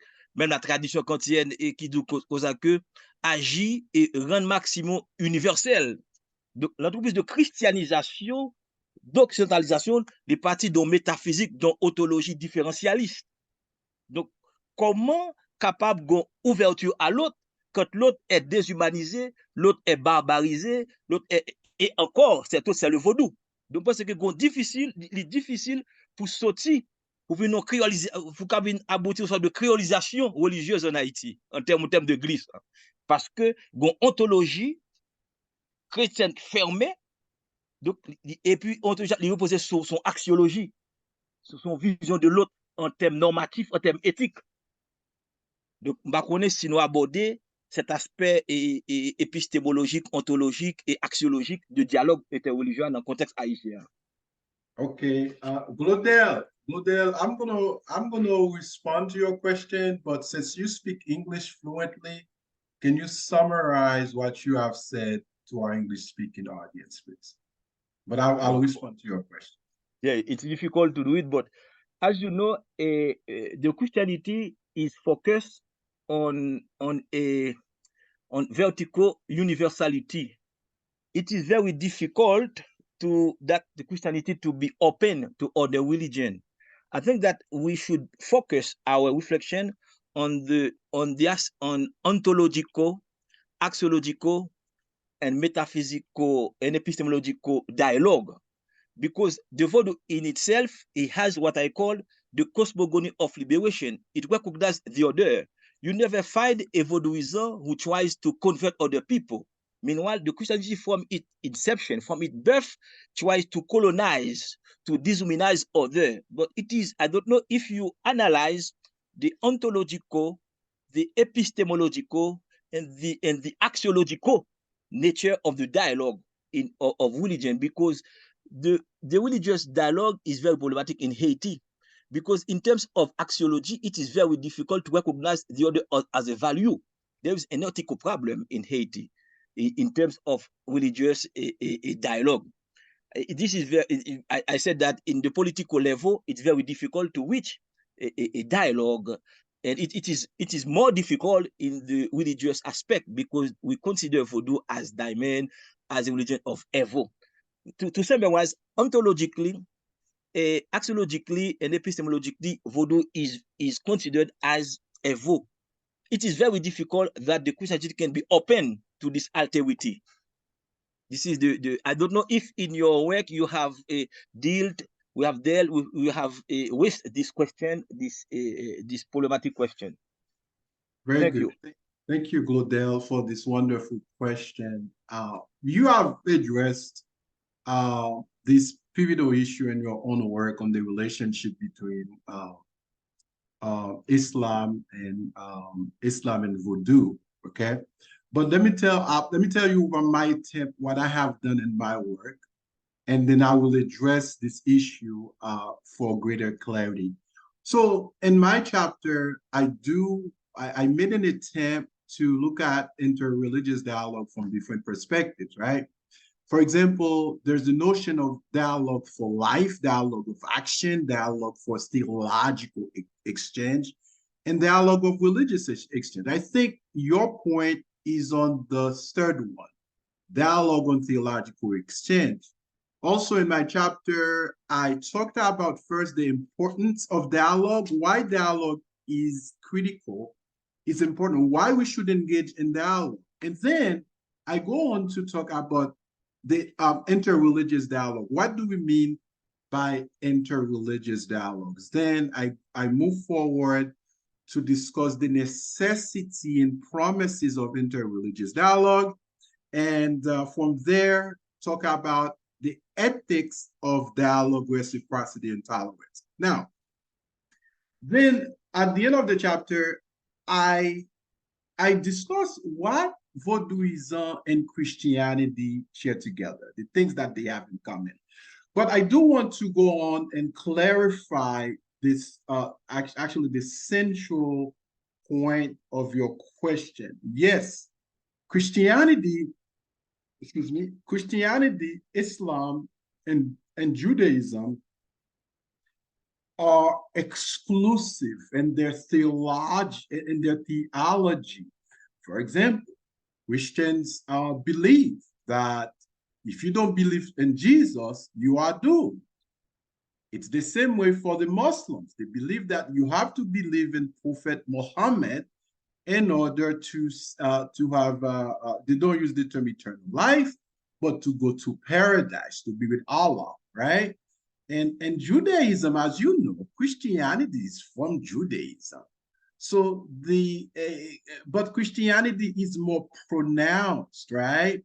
In its exclusive language. But however, in Christian theology, there are promises in Christian theology. I'm using the word promise or promises very loosely, that invite Christians to engage in interreligious dialogue. Also, it's important that we make a distinction, right? Like the way people have used Christianity to advance their own goals or their own objectives.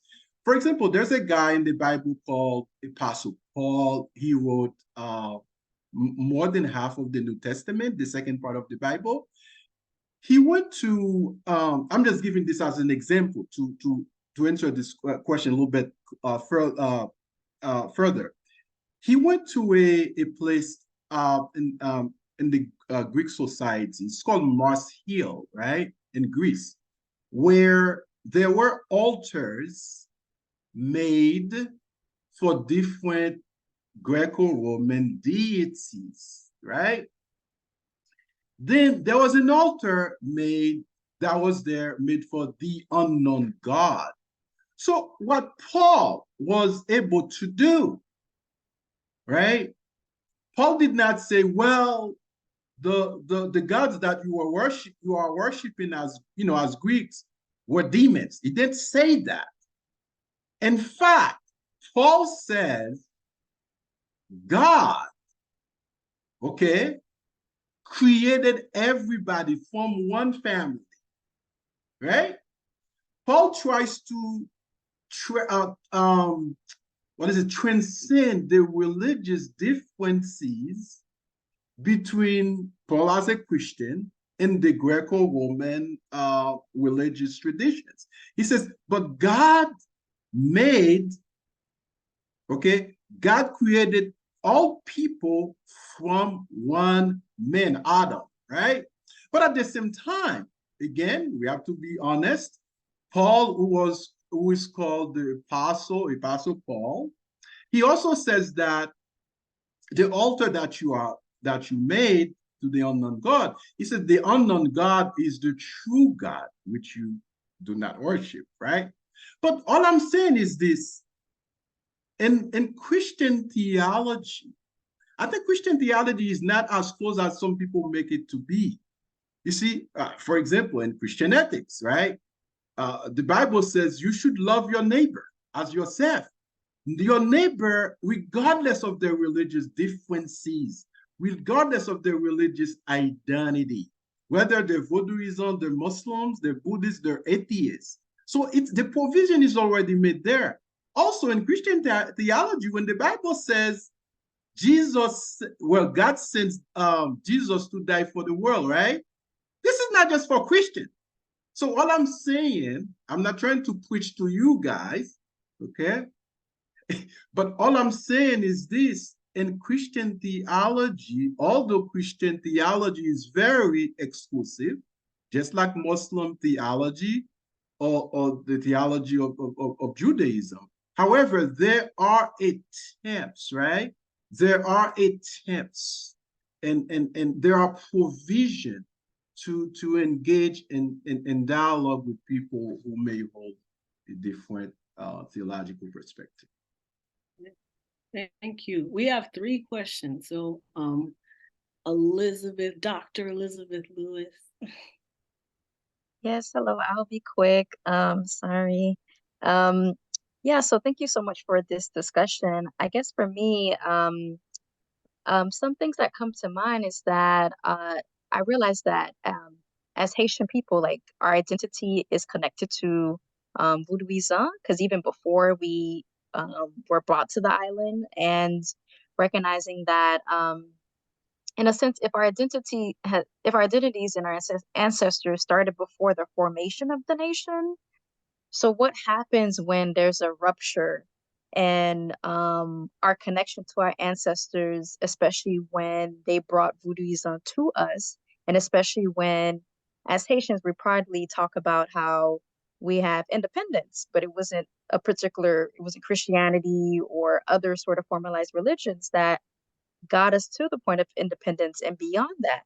So then what happens to us and our identity and our connection to our ancestors and Vodouism when elements of who we are from the beginning to now, when there's still this tension, and then also secondly, I've met other Haitians who have traveled to Benin. Like I've been to a lot of African countries, so I have been learning a little bit about their own traditional religions, and I think there even may be a need to have some interreligious or sub-religious dialogue of Vodouism too, from different countries and cultures in Africa too.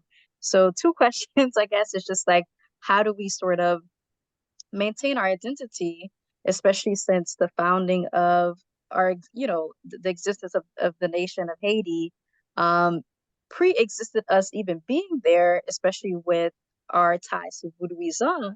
And then is there a call also for sub-religious dialogue of the different countries, the different cultures that the Vodouism that exists in Haiti now, like in Benin, do we also call for that as well to help us understand our identity as well and within the system?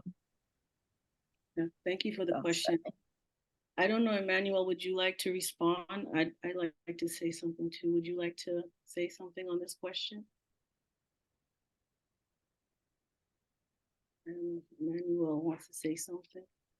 But I mean, for me, Vodou is grounded in ancestors. You know, when I was young, I had a grandmother who revered ancestors, and she was an orphan. But the way to connect with this was to connect with her ancestors. And first and foremost, we all believe in one creator. After the creator are the ancestors, and then they're the lois and the principles. So I think what you're saying is very profound, and it brings us back to this whole idea of the colonized mind. Because like we believe that, you know, we came to this part of the world and our deities had to be our ancestors. You know, that connected us to our soil, that connected us to Africa, that it connected us to our future. You know, my grandmother would tell me, you know, your umbilical cord is planted in Haiti. Remember what that means. You are from the land of your ancestors, so there's nothing you can't do that we didn't do through the Haitian Revolution. So I think that's an important question to ask. You know, what happens when you denounce the epistemology, like, you know, we were hearing from Glaudel, when you reject the epistemology of Vodou, what does that do to you as an individual? You know, I don't think there is a problem with being Adventist, being whoever you choose to be religiously, but understanding fundamentally that you are a Black Adventist, you are a Haitian Adventist, you are Haitian Episcopal, you know, so like we have to understand, what does that fundamentally mean? My skin, I look in the mirror because I see a grandmother, a great grandmother I didn't know staring back at me that wanted her girl child to go to Harvard. You know, so like I think it's fundamentally way more than a religion. It is, we have lost the concept of what is our identity as African people in the Americas. What is our fundamental identity? And when you don't know who you are, anybody can jouer avec you. Anybody can play with who you are functionally. So I do think that our liberation lies in us fundamentally knowing who we are as a people, to understand why we are who we are. And this is what I teach in my summer program to 5th graders. I have 5th graders to 12th graders, and they get it. They absolutely get it. If we don't know who we are, we will continually be in a loop. You know, when we look at African American history, when we look at Haitian history, we're looping. We're doing the same thing over and over again in a different year. But for me, ancestors are so important because that's the foundational base of where we began. So, and that is Vodou, the acknowledgement of ancestors. And absolutely, I agree, there needs to be more dialogue within Vodou, because Vodou is like saying Christianity. There are so many different ways it's practiced, many different religions. You can go to one laku and they're all dressed up and they're doing, you know, different symbolic things. You know, people are getting mounted by spirit. And you go to another house, everybody's dressed in white meditating. You know, you go to some houses, Native American is deep. You know, they're doing Native American rituals within Vodou. So again, Vodou is like saying Christianity. There's all these different facets within. So I don't know if anybody else wants to comment, but you know, it's what you're saying is very important. Yeah. Yes. Oh yes. Go ahead, Sin. Go ahead. Yes. Dr. Duval. Yes, Dr. Desir. Yes. I do believe that we really look answering to Elizabeth. Louis, I do believe that not knowing ourselves is the biggest detriment we can do to ourselves and those coming after us. And it's the start of anything. Know who you are, knowing who you are, knowing whose you are, right? And in Haitian Vodou, there's when people do libation, they do libation thinking about the ancestors of your mothers, thinking of the ancestors of your fathers. And modern science find that our ancestors are us because they live in our DNA. Many of the African concepts are based in very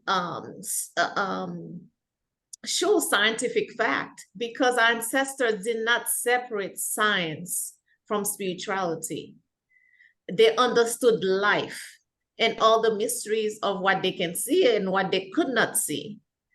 And many new research are beginning to understand the deepness, the level of understanding that our ancestors had, and that it's now that science is finally begin to get a little look into what our ancestors knew for many, many centuries. But in addition to that, I find that knowing humanity in a way, because the roots of Haitian Vodou, you can find that spirituality anywhere you go, in terms of honoring ancestors, in terms of honoring and respecting nature. And I find myself when I go to Asia, whether you go to Japan, when I go to Japan, I look at Shinto, a lot of it is Vodou, the concepts that exist. When I go to Indonesia, the concept, they have the concept of a laku, they have a concept of giving offering. It's seen in Haitian Vodou. So all of the ancient spiritualities have very similar ways of seeing life and understanding life. And having that understanding that Vodou is not an anomaly is one way to start. In a way, Vodou, the spiritual, well, Vodou is a way of life, but the spiritual part of Vodouism, in a way, is what you find in Hinduism. When I went to an Indian temple in India, I saw the woman, she was creating a beautiful veve in the temple in India. Again, a lot of those concepts and spiritualities are the norm in all ancient religions. So again, Vodou is not an anomaly. It's a way that ancients, the elders, have understood life and the elements of nature, and again, the energies of the world. I hope that answers a little bit. I know that Sister Marlene had a question from before and put it in the chat. She had a couple of questions, and one of them was what's the relationship between Vodou and capitalism? I don't know if anyone wants to speak to that, or she wants to say more, because I understand. And then you wrote another comment that for you, Vodou is like a capitalistic religion. The thing, I think maybe Dr. Lou or others can help me with this in terms of within Christianity, there's the prosperity theology where folks are like focusing on funds. I think Vodou is still a religious. And so again, perhaps there are some, lakus that's perceived as a focus, but remember, like I said, Vodou is celebrated in so many different ways. In some aspects, there's actually no money involved. Like Vodou is not like this religion where you can be a pastor and make all these funds and all of this other stuff. Most of the funds is going actually towards either treatment or the initiation processes and that sort of thing. Yeah. So you can't get like, I don't know many rich Ugas or mumbles. But again, within my family, when I was growing up, our tradition was January 1st, we all wear white and we sit around the family. and we allow an ancestor to come and speak to us. And the ancestor would say everything that would happen that year. You would get sick. This is the remedy that you do. And it was a family thing. Most of the Vodou traditions are within a family. And those who do not have a habitation, they go through another lens to go and do this. It was a communal thing. So absolutely, there's some that use this prosperity ideology, but for the most part, it's a family tradition, and it's passed down through that lineage. I was thinking more of the way that it's more transactional. If you want something done for any, if you want to know something, if you want to get a healing or, you know, understanding about a situation in your life, and you consult a Mambo or a Ugan, you got to pay them. I've never seen, my family's from Leogan. I've never seen anyone not pay one of those people. When they go to the Unfor, to have someone look for you for anything, you got to put money. And oftentimes, and the reason why I'm so critical, if my question had a critical tone, is because I've seen people deplete their resources, seeking help from those people because they were completely distrusting of the, you know, European system about illness, about anything that was going on in their life. Even, let me tell you, where a lot of my relatives have wasted money. In the 60s and 70s, when they wanted visas to travel to the United States, Canada, or Europe, they first of all went to a Mambo or Ungan to see if they should do this. Should they do this travel? What country should they go to? That required money. And what really bothered me the most, because they would come and ask my step grandma if it would, you know, tell her that they were about to do this transaction, was oftentimes they would waste the money at, you know, to go look at Gadi. And then that money could have be used for other things, like paying you know, educational fees for the year or something like that. I've seen it done in so many ways, and I'm just trying. I'm a Rasta. It doesn't cost any money. What it costs me is advantages in society, the dreads, because of the head wrap, and because of, you know, being a vegan and so forth. But then, you know, to actually praise Jah, Ali Selassie, and Empress costs me no money. I study, I read the Bible, I can go and borrow books, I can buy books, but I'm my own with, you know, I don't have to pay anyone to guide me through the process. And so I feel that voodoo, as I don't know if, because I know Christians too, they don't ask me for money when though they have prayer movements that you and pay to have prayers done for you. But I know people who've done that, but I'm saying my people that I know who call themselves Christians, they always say, well, let me pray for you for free. Though, you know, they do act as agents within the capitalist system. Oftentimes they have careers and so forth. I'm just putting that out there because from my lifestyle, from my perspective, voodoo costs too much. That's okay, I mean, that's fine. And again, you know, we want to avoid generalizations. Again, like I'm a priestess and I'm a psychologist. Okay. So I created Vodou psychology as a practice, studied under Wade Nobles and spiritualists. And so if someone comes to me, as my grandmother taught me, there's an exchange that happens and it's symbolic. I don't charge people like these exorbitant amount of funds. And there's charlatans within. And there's people that have that internalized colonization where they won't go to a family member. They rather go to someone they don't know that may bamboozle them. That's why we want to begin to demystify this. I mean, I think there's exchanges in every way. In Haiti, people like within communities, the exchange is an honoring, you know, of food or plants. So absolutely, there are things that cost money when someone wants you to do this type of ritual. It costs, the materials cost different monies, but we don't want to generalize because I know people, like I have a spiritual community in Miami where I live.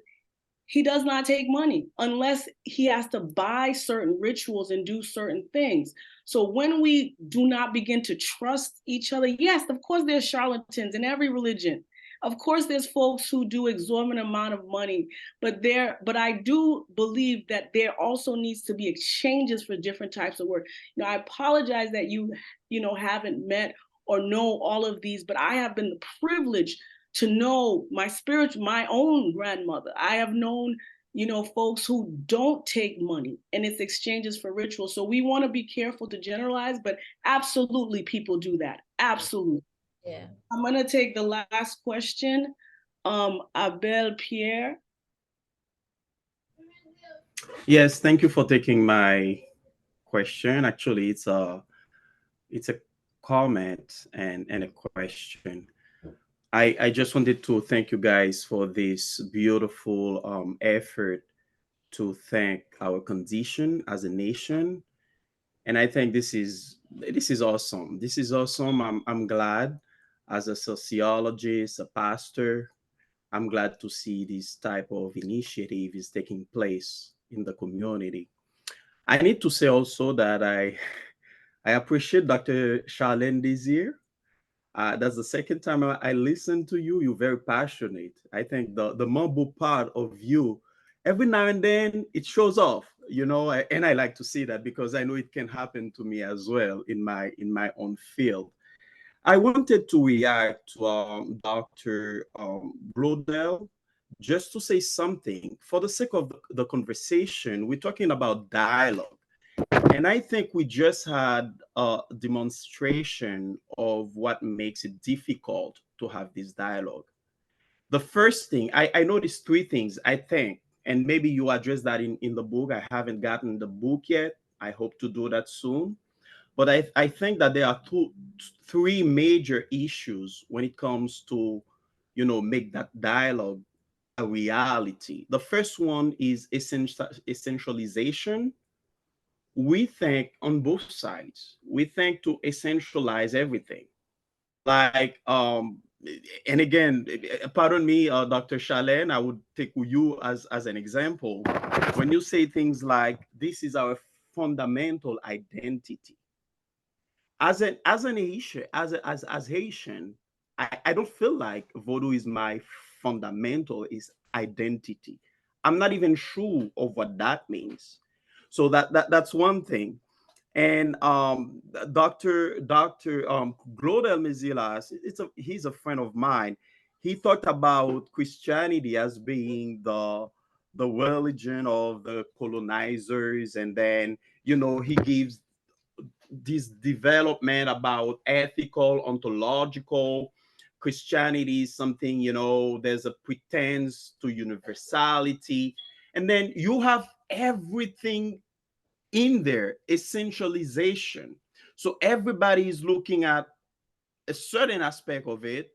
And then you see, okay, if this is where we stand, conversation, dialogue is not possible. That's the first thing I noticed, like quickly. The second thing I think that is really like an obstacle to the dialogue we're talking about, something we don't see, but it's right there in the Haitian intelligentsia.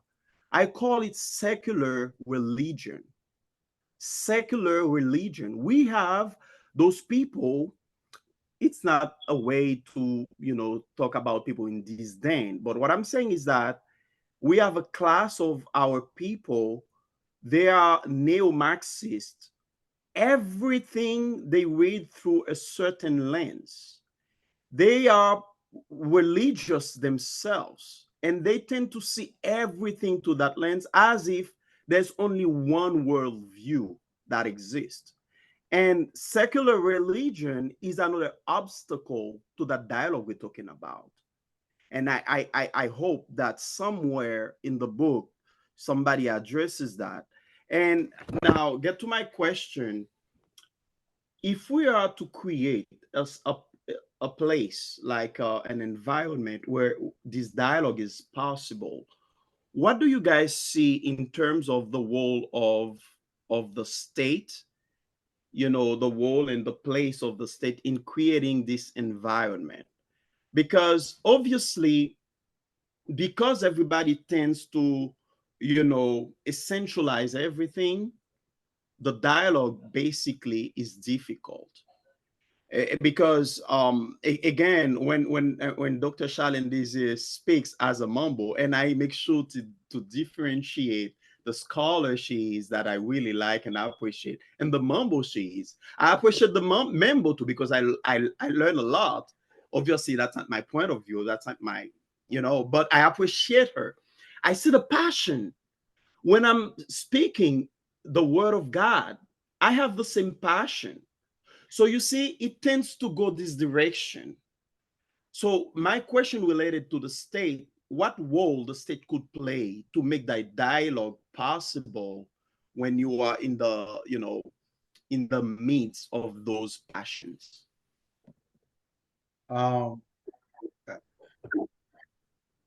Okay, let me say a few words. The expert on religion and state, the state in Haiti is not here, but I'm going to try. It's Dr. Lewis.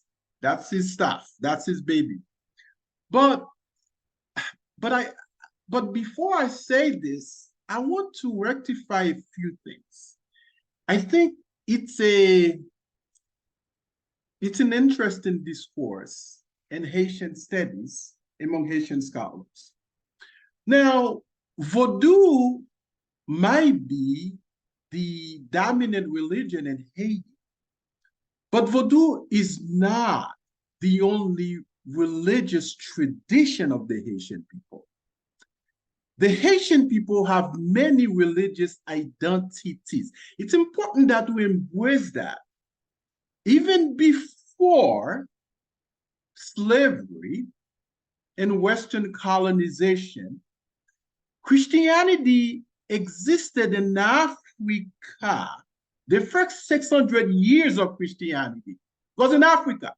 Most Christian theologians, beginning with the great Saint Augustus, was African. Ethiopia has the oldest church in the world.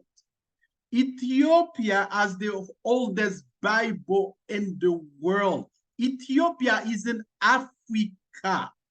Ethiopia, for thousands of years, has preserved what some people call Orthodox Christianity. Ethiopians are Black people like us. Okay? Now, let me say something else. Before Christopher Columbus came to the Americas, what's called he discovered Africa. And the Kingdom of Congo, the King of Congo, before slavery, embraced Catholicism, Catholic Christianity. There was a revival in the Kingdom of Congo before slavery. So when our ancestors came to Saint-Domingue, 1506, 1509, right? Something like that.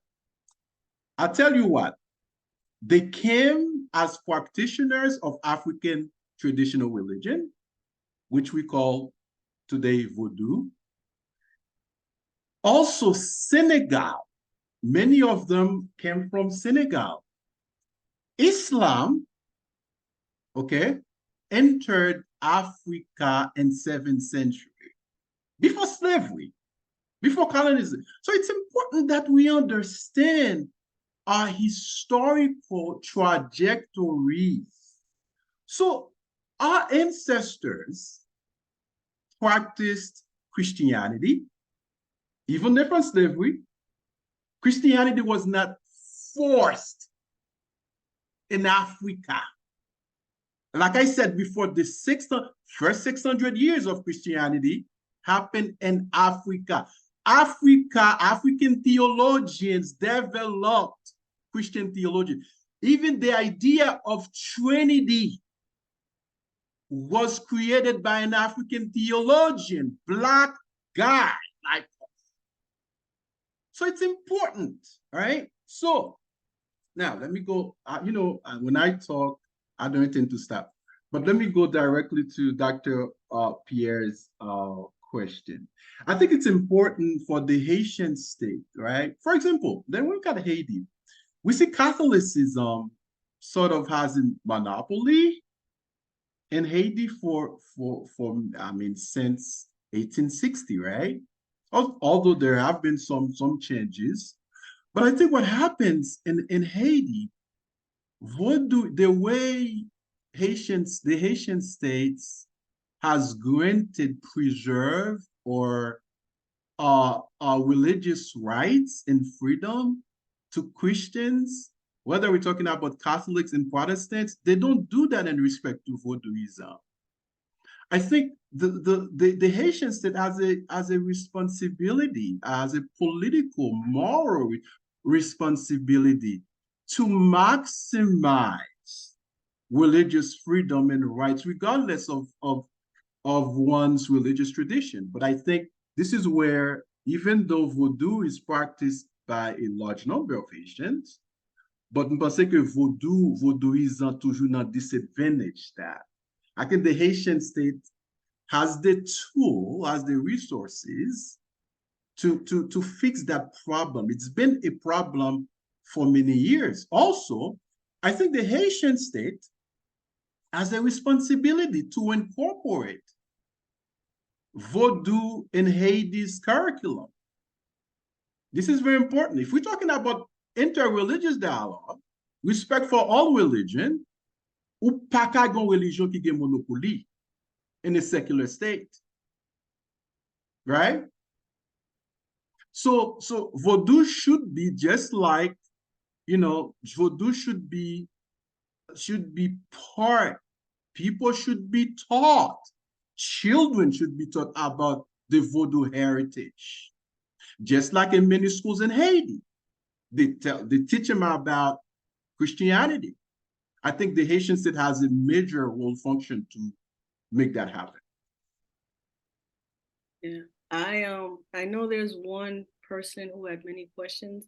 I want to make the differentiation between Vodou as religion and Vodou as epistemology, because when slavery came, all religion was taken away from all African people, and they had to create something, in this new civilization, and they created an epistemology. Like, if someone tell me religiously I am Vodou, I would say no. My epistemology is Vodou, and we have to make the differentiation. And I agree with you in terms of, so when I say fundamentally, I'm talking about the epistemology of being kidnapped Africans living in the context of Haiti and had to create a way of living. And that became part of the epistemology. Just like, we have all the religion, I'm culturally Muslim, I'm culturally Jewish, I'm culturally these things. There's a differentiation besides the religious aspect. I want to say that.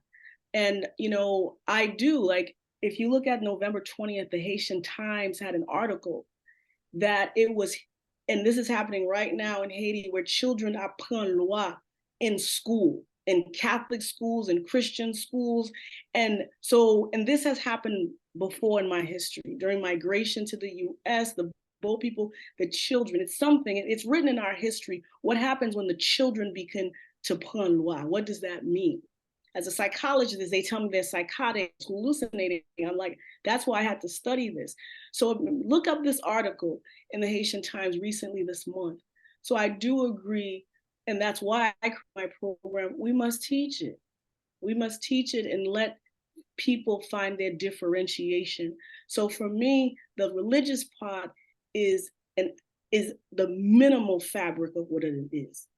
The epistemology created a way to exist within that context. But I know that Linda has been writing on the chat and wants to comment on a couple of questions that were posed and responded to. Linda Joseph, do you want to speak? And that'll be our last comment for the evening. Bonsoir tout le monde. Good evening to everyone. Like Dr. Desir said, my name is Linda. I am a social worker and also a PhD psychology student. I just wanted to address a few things. This is my first time actually joining a forum, and I'm so happy Dr. Desir there. Actually, I think you answered some of my questions and some of the issues that I wanted to address.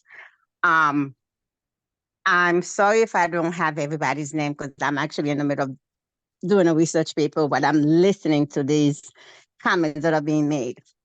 So just to answer a few questions, the young lady that addressed the part with the fee, that when she goes to church, there's no fee.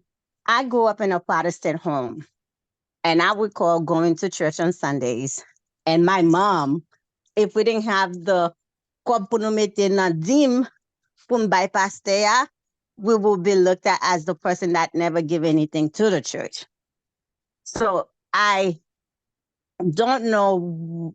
Again, voodoo is a way of life. Some people do use it.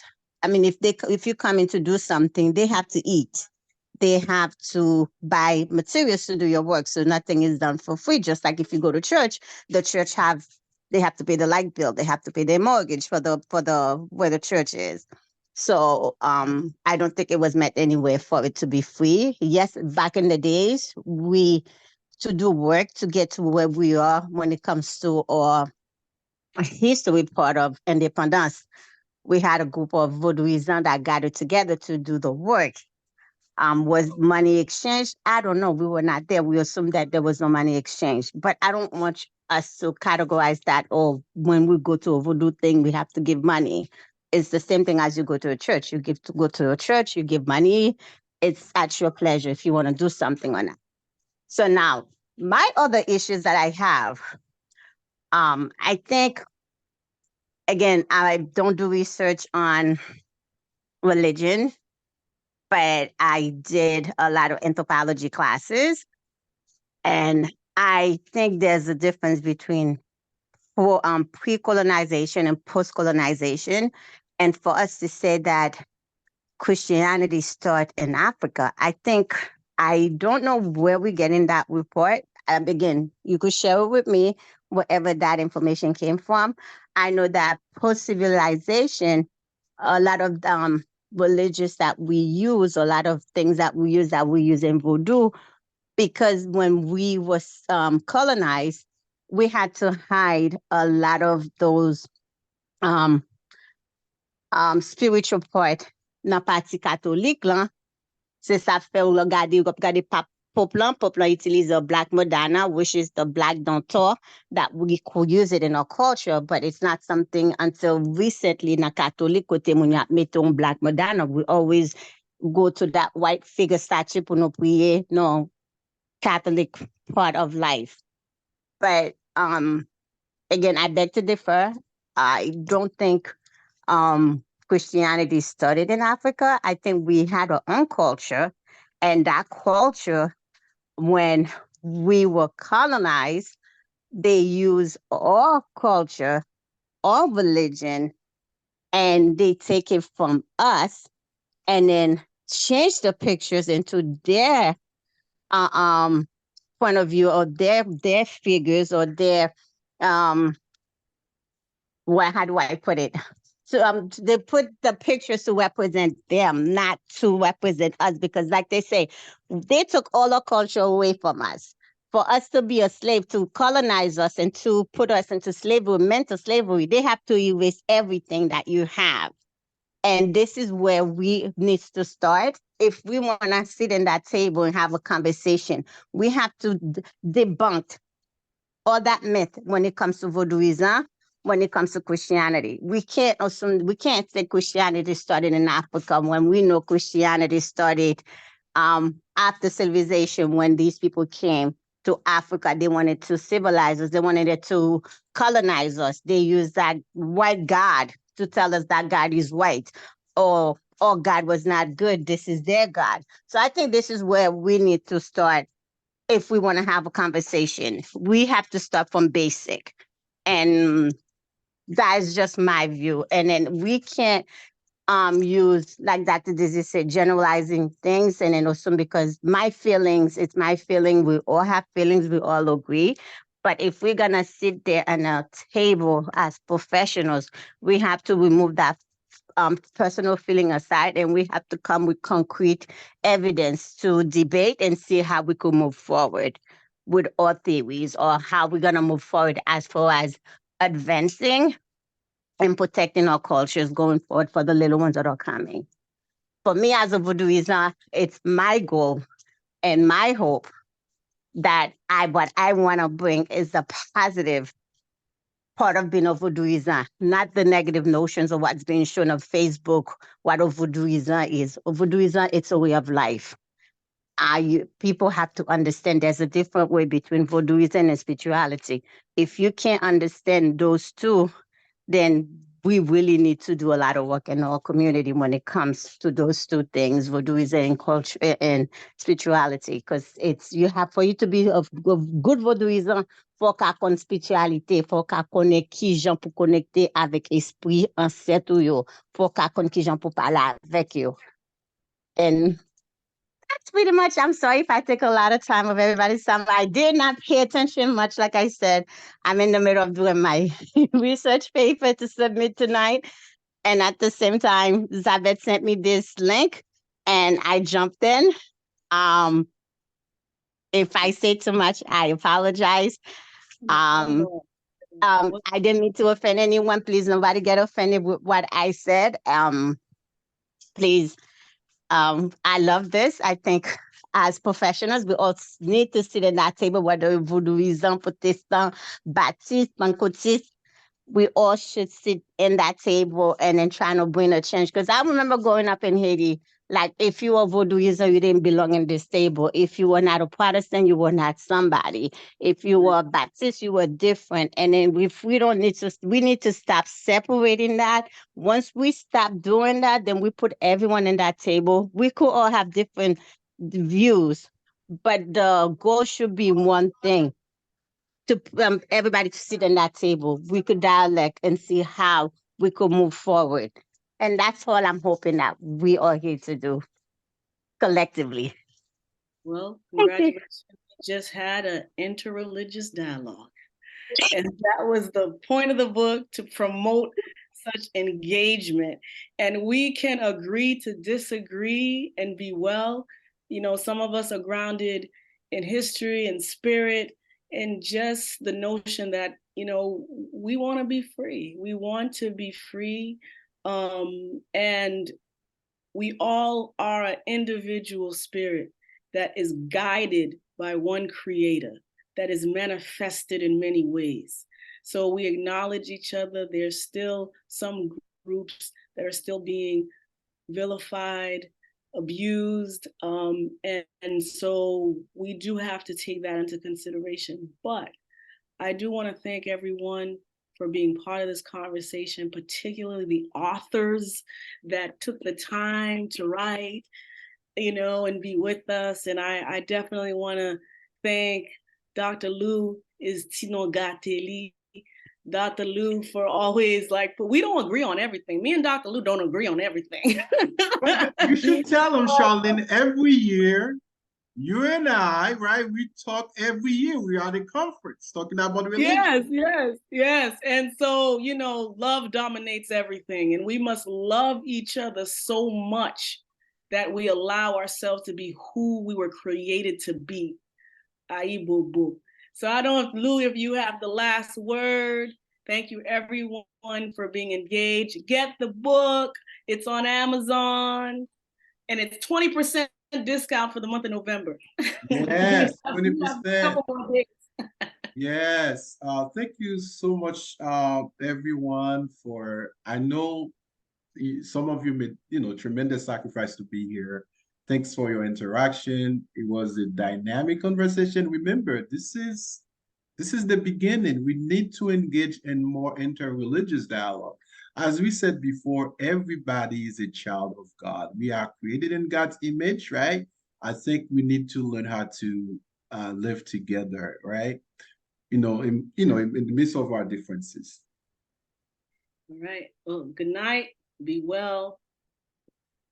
And let's celebrate another good year. We focus on the positive, but I am so blessed to have been in space with all of you today. I'm so happy that our ancestors conspired for us to be in this conversation.